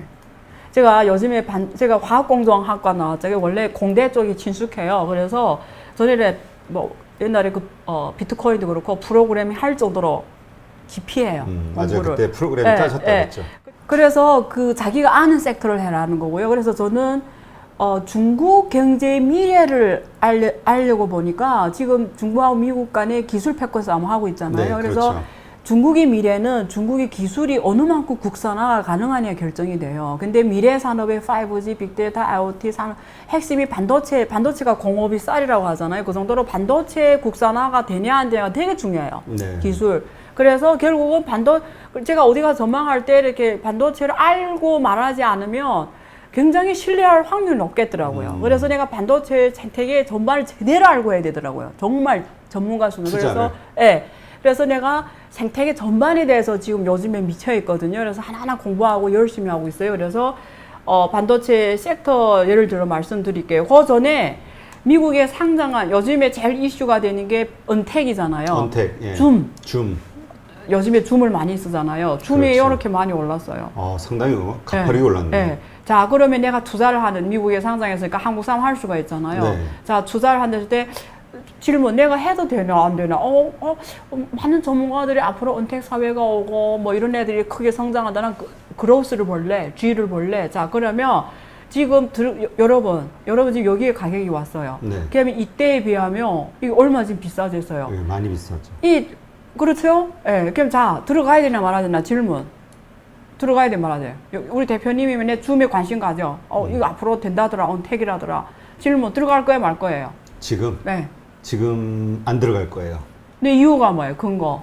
근거요? 네. 근거 없으면 투기예요. 없죠, 근거. 일단 네. 지금 줌에서는 지금 가장 이슈가 되는 게 보안 이슈잖아요. 네. 그 보안 이슈에 대한 어떤 해결책이 나오는 건지 그거가 좀 대책을 듣고 역시 판단을 하겠습니다. 자고 얘기를 많이 나눴네요. 아, 그래서 저는 하나만 말씀드릴게요. 제가 이거 뭐 투자를 해서 하는 지표들이 있어요. 쫙 네. 그 중에 하나만 말씀드리면 프라이스하고 매출액을 비교해요. 근데 이런 신흥 산업들 주식들은 이익이 아직 플러스가 아니에요. 아직도 적자 경영. 네. 그게 뭐 퍼 지표를 못 써요. 그렇죠. 퍼 어닝 부모의 어닝 있잖아요. 계속 연구개발을 어닝이 해야 없어요. 되니까. 예, 퍼가 없어요. 그게 뭐 이때 뭐 쓰냐면 위는 가격, 밑에는 매출액으로 나눠져요. S. 그걸 PS 비율이라고 해요. 그러면 매출액 대비 비율을 볼게요. 분자는 P, 분모는 매출액, 한 주당 매출액. P는 한 주당 가격. 이걸로 overvalue 되냐, undervalue 되냐를 평가하는 거예요. 네. 고평가되냐, 저평가되냐. 자, 이 줌이 지금 PS 비율이 107배예요. 무슨 말이냐면 이 말 아주 쉽게 말하면 내가 매출을 1위안, 내가 지금 이 주식을 지금 매출 1위안 하는 회사예요, 줌이. 근데 내가 지금 얼마 주고 사야 되냐면 107원 주고 사야 돼요. 그러면 내가 107원 주고 이 주식을 샀는데 매년마다 매출을 1위안밖에 못해. 그럼 내 본전을 찾는데 몇 년이 걸리죠? 107년. 107년이죠. 107년 사세요? 살고 싶습니다. 못 살잖아요, 솔직히. 100살도 못 살 텐데. 그렇죠. 예, 그러니까 이게 지금 overvalued, underpricing이에요. 이걸 보면 좀 말이 안 되지 않아요? 그렇죠. 예? 근데 그런 얘기 하시는 분도 있잖아요. 요새 또 새로운 지표, 그 PDR인가? PDR, 예. 해가지고 꿈에. 그 미래, 지금은 1위안이지만 네. 내년도에는 12위안 혹은 3년 후에는 22위안이 나올 수 있어. 그렇죠. 네, 이런 것 때문에. 예, 그런데 그래서 이럴 때 뭐 봐야 되냐? 이게 PS 일단 보고 이게 비싸요, 일단. 근데 그 다음 더 그걸 봐야 되는 게 S가 네. S가 우리가 지금 이 회사가 G가 지금 107배인데 앞으로 PS가 앞으로 300을 간다. 지금 107배 높아 보이죠? 그렇죠. 근데 PS가 300을 간다 이러면 내 여기 3배를 볼 수 있잖아요. 거기에다 판단을 해야 되는 거예요. 그렇죠. 300을 만들 수 근데 있는. 사실은 그 판단이라는 게, 그 예측이라는 게 300 가려는 방법이 뭐죠? 제가 말씀드릴게요. 이게 지금 PS가 107인데 300 가는 방법은 뭐예요? 분자 분모에서 가격이 계속 오르든지 3배로 가격이 3배로 오르든지 아니면 매출이 작게 나오든지 둘 중에 하나잖아요. 그렇죠. 근데 매출이 더 작게 나오겠어요? 그게 뭐 가격이 계속 올라가야 돼요. 그러면 가격이 올라가는 방법은 뭐죠? 들어오는 사람이 많아야 되는 거예요. 그렇죠. 이 스토리가 그렇죠. 사용자가 계속 들어와야 되는 거예요. 결국은 그렇죠. 사람 몰려야 되는 거예요. 이거는 언택이니까 사람 모여서 하는 장사잖아요. 그렇죠. 이런 걸 제가 말한 이 스토리를 짤 수 있는 사람이 해라는 거예요. 자, 이게 첫 번째. 네. 알고 해라. 두 번째는 반도체예요. 반도체가 좀 잘 아니까. 근데 길게는 안 말씀드릴게요. 이게 중심구엇이라는 게 SMIC예요. 이게 대만의 TSMC. TSMC가 얘네 지분을 갖고 있어요. 아, 중국 회사예요, 반도체? 예, 중국 전문 제조. 제조. 예. 그러니까 장비, 반도체 뭐 부품. 생산, 부품이 아니라. 생산. 공부를 안 하셔서 모르는구나. 반도체는 세 가지로 나눠요. 설계하는 업체 전문, 그 팹리스라고 팹리스. 해요. 그러면 미국 회사들은 다 설계 쪽에 주로 있어요. AMD 이런 대표적인 회사. 근데 인텔은 그러니까 반도체가 세 개 단계로 나눠요. 전문 설계하고 그다음에 그 위탁 생산하는 업체. 그걸 파운드리라고 해요. 네. 그게 TSMC 같은 설계를 안 해요. 이런 설계하는 회사는 그렇죠. 그 반도체 생산만 해줘요. 그다음 후공정이 있어요. 테스터, 패키징하고 테스트하는 이 세 개 단계라는데 제조만 위탁 생산만 하는 회사는 제일 강한 자가 TSMC. 근데 한국의 삼성전자, SK 하이닉스는 이 세 개 단계를 다 해요. 한 개 회사가. 근데 미국은 인텔이 다 해요. 근데 중국은 파운드리만 전문하는 업체가 이 회사예요. 네. 그러니까 TSMC 같은 전문 제작 위탁 생산만 해요.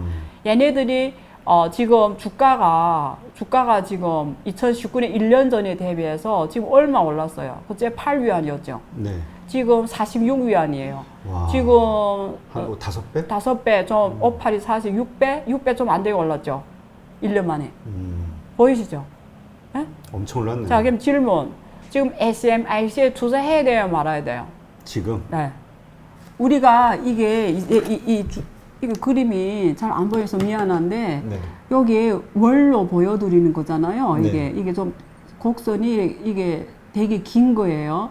자, 이렇게. 근데 이게 언제부터 그린 거냐면 이게 2019년 8월 1일부터 그린 거예요. 아, 기간이 얼마 안 됐네요. 1년. 1년. 근데 이거는 1 단위로 그린 거예요. 그래서 이게 제일 가격이 높아. 이게 왜냐면 내가 질문했잖아요. 네. 자, 지금 사야 되냐 말아 질문한 거잖아요. 그럼 네. 이렇게 길게 본 거잖아요. 1년 단위로 네. 곡선을. 그럼 이게 확실히 많이 올랐어요.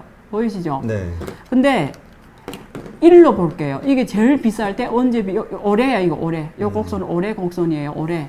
예? 네. 근데 제일 비쌀 때 올해 7월이었어요. 예? 네. 근데 지금도 쭉 떨어진 거예요. 떨어졌네요. 자, 그럼 질문. 이 그림 보고는 사야 된다는 생각이 드는 거예요? 사지 말아야 된다는 생각 들어요? 이 단기로 보는 거잖아요. 이거. 단기로. 이거 7월, 지금 네. 8월. 단기로 보면은 이거 제일 안 비쌀 사- 때 44원까지 갔는데 지금 얼마 맞죠? 지금 요즘 여기 지금 28, 8 아래 28이네요. 아래. 예. 네. 안 살 것 같은데요. 지금 이거 보고 안 살 것 같죠? 네. 이거 보고 살 거예요. 이거는. 지금 같으면은 이거 그래- 이렇게 많이 올랐잖아요. 그래도 지금 살아 있으니까 추세선이. 예, 사고 싶죠. 네. 그러니까 이거는 지금 완전히 차트가 무너진 거고. 무너지어 보이잖아요. 역배열이네 완전. 제가 왜 이렇게 보여드리겠어요? 여러분은 뭘로 의사결정을 할 거예요? 여러분, 제가 항상 말하죠. 투자라는 거는 투자 기한이 이렇게 중요한 거예요. 7월에 사람들이 한국도 엄청 올랐잖아요, 주식이. 그렇죠. 그래서 사람들이 그때는 와, 이렇게 동학개미가 생겼잖아요. 그때 비트코인이 다 투자해도 고등학생이 비트코인 엄청 했잖아요. 그거 똑같은 거예요. 지금 무슨 상황이 벌어졌죠? 사람들이 돈이 몰린 거예요. 이렇게 엄청 오른 거예요. 이럴 때 막 중국도 엄청 많은 사람 주시장 간 거예요. 근데 이렇게 무너졌어요. 그래서 내가 만약에 요 단타를 하면 무조건 돈을 엄청 잃은 거예요. 50% 그렇죠. 잃었잖아요. 네.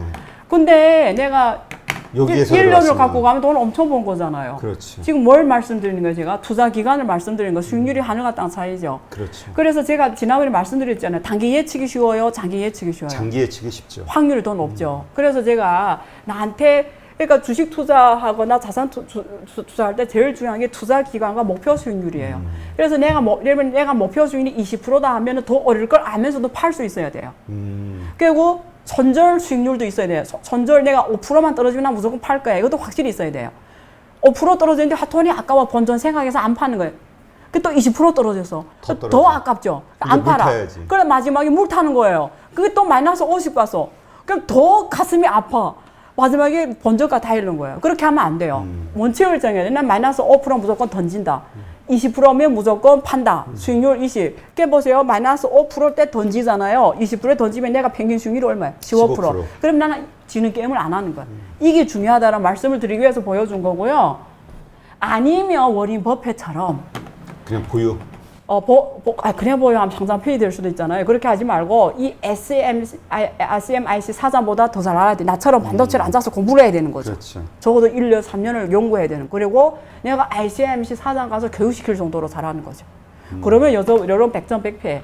그럴 자신 없으면 하면 안 된다는 말씀을 드리는 거예요. 그리고 이거는 쪼이创신이라고 낸드 플래시 하는 회사예요. 아, 그래요? 메모리. 한국의 삼성전자하고 저 SK하이닉스.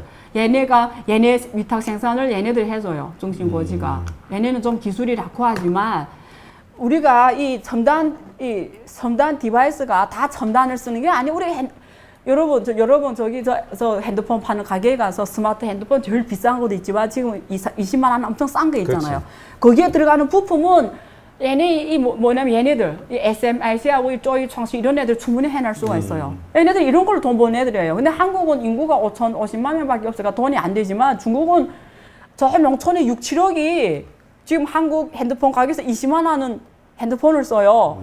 얘네들 돈을 어마어마한 버는 거죠. 아, 그러네. 네, 지금 보세요, 얘네도. 지금 보여드릴게요. 2019년 3월 달에 지금 주가가 얼마? 100위안. 네. 지금 얼마예요? 지금 7월 달에 지금 400간. 이게 지금 올해 초 428. 그러니까 지금 400 올랐잖아요. 예. 그러다가 지금 이게 2월이에요, 2월 이 데이터가. 근데 지금 떨어졌잖아요. 지금 얼마죠? 200. 한 250% 2월에 투자했으면 50% 마이너스. 근데 작년에 3월 달 들어갔다 1년 만에 갖고 있다 팔면은 얼마 수익률이죠? 300 오르죠. 그러네요. 300. 네. 다시 한번 보여준 거예요. 이게 보이죠? 이 기간이 얼마 보여주고, 예? 근데 내가 쪼이创신이 앞으로 삼성전자를 따라잡으려고 한다는 자신이 있으면 이런 게 중요하지가 않아요, 지금. 그렇지. 5년, 10년, 20년 갖고 가는 계속 거죠. 성장할 거라고 보면 뭐 얘는 나중에 미래에 보면 삼성전자 한다면 얘네 사야 돼요, 말아야 돼요? 사야죠. 사야죠. 그러니까 예를들면 이런 거예요. 지금 이게 지금 엄청 지금 중요한 얘기 지금 하고 있는 거예요. 그래서 이런 주식에 대해서 공부를 안 하고 할 생각 하지 말라.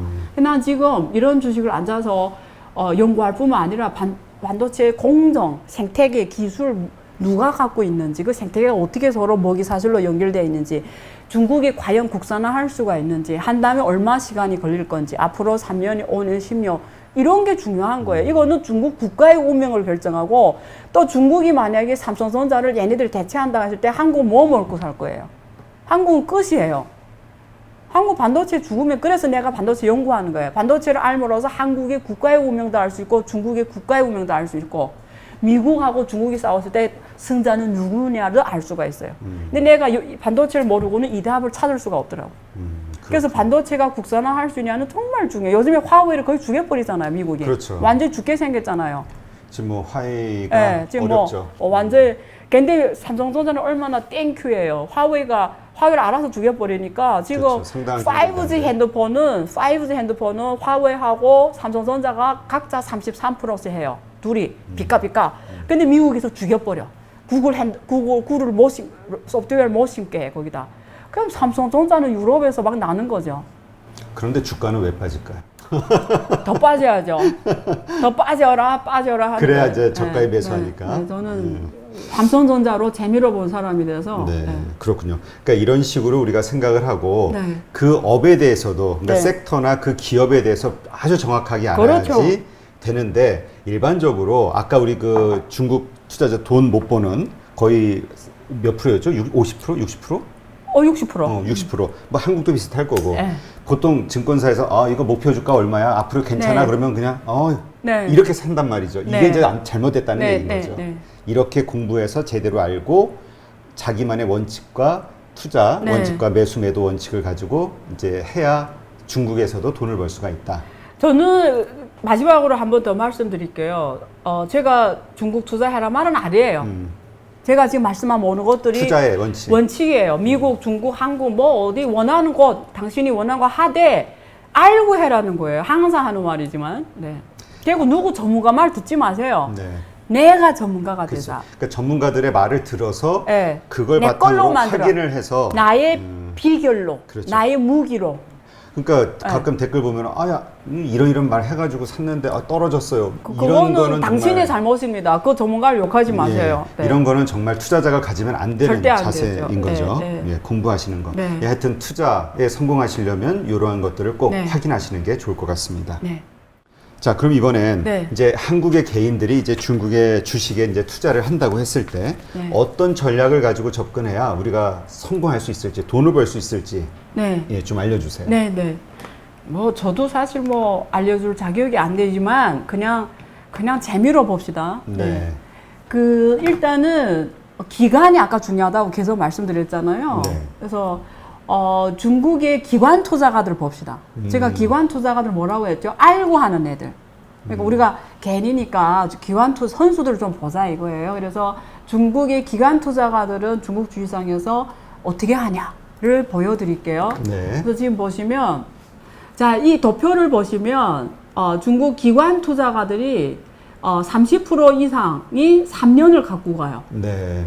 3년. 3년. 3년 중국 보통 우리가 주식시장에서 1년 이상 갖고 가는 걸 중장기 투자라고 해요. 1년부터 3년은 중기, 3년 이상은 장기. 장기 투자자가 30%. 자, 그래서 두 번째는 여기 28%, 6개월에서 1년, 네. 여기 20%가 있잖아요. 네. 1년부터 3년. 자, 그러면 중장기가 20%하면 30%면 얼마죠? 50%. 예. 그러니까 중장기 투자가, 기관 투자가의 절반은 뭐죠? 중장기. 투자한다. 나머지 50%는 단기 투자인 거예요. 그 중에서 28%는 6개월에서 1년에 그 다음에 이건 6개월 이하잖아요. 그러네. 그럼 얘네 나머지 50%는 왜 이렇게 단타를 하냐. 이게 성과평가하고 관계가 되는 거예요. 그러니까 중국에서 한국도 그런데 이 매니지먼트 성과평가가 1년에 한 번씩 성과평가예요. 왜 그러냐면 올해 네가 수익률을 잘 내면 그 다음에 주식 옵션 또 주는 거잖아요. 그러니까 너한테 인센티브도 많이 주고.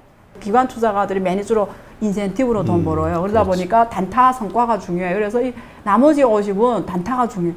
그러면 얘네들도 이게 왜 그럼 이렇게 50%가 장기 투자 있는 거 보이냐. 얘네는 결정된 애들. 내가 거기에서 나하고 별로 성과하고 별로 영향 안 받는 애들. 보험사에 주로 이런 애들이 많아요. 보험사. 보험사는 왜 그러냐면 우리 개인들이 보험에 들잖아요. 네. 내가 그 돈을 안 찾잖아요. 수수료. 그렇죠. 그런데 이 사람이 오늘 은행은 다르다고요. 주식회사 다르다고요. 오늘 돈을 맡겼는데 당장 내일에 그걸 찾아갈 수 있잖아요. 그러면 장기 투자하기 힘들잖아요. 이거 우리가 듀레이션이라 해요. 미스매칭이 될 수 있어요. 예금은 단기 예금인데 주식 투자를 장기로 해버리면 듀레이션이 미스매칭이에요. 기간 미스매칭 오면 유동성이 문제가 생겨요. 근데 보험은 우리가 오늘 보험하면 우리는 안 찾잖아요. 몇십 년 후에 찾죠. 그렇죠. 보험사들은 장기 투자가 가능한 거예요. 그래서 이런 애들은 보험사에 있는 애들이 이런 쪽이 많죠. 네. 거기에 있는 운용사들. 그래서 보험사들이 주로 듀레이션을 길게 갖고 가요. 그래서 주식시장이 건전하게 가려면 양로기금이라든가 이런 보험기관이 많이 들어와야 돼요. 그래서 미국이 연기금이 중장기 투자 많이 하는 거예요. 그렇죠. 그래서 미국이 그 곡선이 이렇게 예쁘게 가는 거예요. 그래서 얘네들이 이런 애들이 많아야 되는 거예요. 이런 애들. 그리고 또 그 기관의 네. 그 투자 액수가 크고 시장 비중이 길게 갖고 가고 듀레이션을 그러니까 길고. 올라갈 수밖에 네. 없는 거죠. 그래서 한국도 이렇게 돼야 되는 거예요. 한국도 지금 인덱스로 보면은 중국 인덱스처럼 아까 상해저 1몇 프로 한국도 그냥 비슷해요. 한국 인덱스도 문제가 많아요. 그러니까 이런 애들이 많아야 이게 돈이 확실히 그로스 펀드에 모인다는 거죠. 네. 성장주에. 그러면서 그로스 펀드가 주도주가 되면서 곡선을 이렇게 예쁘게 갖고 간다는 거죠. 그래서 한국도 아마존이 나와야 되고 한국도 구글이 나와야 되고 한국의 삼성전자가 아니라 한국 버전의 구글이 나와야 되고 구글. 한국 버전의 아마존. 아마존 하려면 자본성의 발전을 해야 돼요.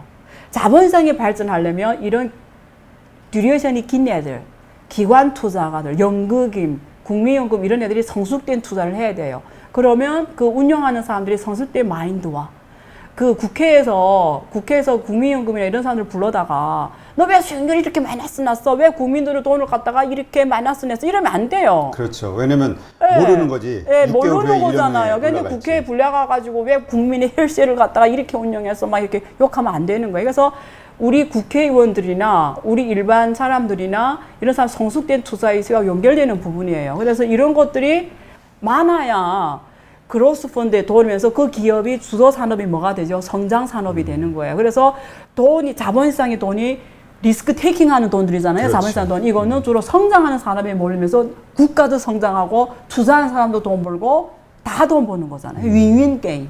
그래서 미국 같은 스토리가 나오기 시작하는 거죠. 그렇죠. 네. 그러니까 이건 사실 국회의원들이나 우리 고위층서부터 주식 네. 투자를 좀 해봐야 돼. 그렇죠. 그러니까 이게 투자에 대한 마인드가 갖고 있어야 돼요. 되는데 네. 자꾸 주식을 갖고 있으면은 네. 공무원은 되는데 자꾸 결격 사유가 되는 것 맞아요. 같은 느낌이 드니까. 네, 가서 욕 먹을 생각하고 이러니까. 주식을 네. 자기가 잘 투자해서 높은 수익률로 네. 높은 그 투자 자산을 가지고 있으면 네. 이 사람은 능력 있는 사람이야 맞아요. 이런 인정을 받아야 그게 되는데 기간이 되게 중요한데 예, 근데 그런 개념이 없죠. 뭐야 예. 너 왜 저런 예. 주식을 회사 주식을 갖고 있어? 진짜 막 그래요. 현실이에요. 그래서 물어봤어요. 이거는 얘네들이 투자 성격, 스타일. 중국인? 예, 중국 기관 투자자들이 기관들한테. 투자 스타일, 투자 성향. 가치주 투자냐, 제가 말했잖아요. 가치주 투자냐, 그로스 펀드냐, G냐, 가치주 투자냐 이 말이에요. 그래서 네. 중국 기관 투자자들은 가치주 투자예요. 55%가. 55%가. 예, 이 가치 투자. 이게 사실은 내수주 소비주잖아요. 아, 그렇죠. 소비주가 주로 많죠, 중국은. 그로스는 한 20%. 얘네들 그로스 20%. 얘네는 전부 구조 조정하는 애들 있잖아요. 자본시장을 갖고 노는 애들, 인수합병이라든가 이런 걸 M&A 구조 하는. 조정해가지고 가치를 올리는 애들. 헤지펀드들이 좀 많죠. 이런 거는 개인들처럼 단타하는 애들이에요.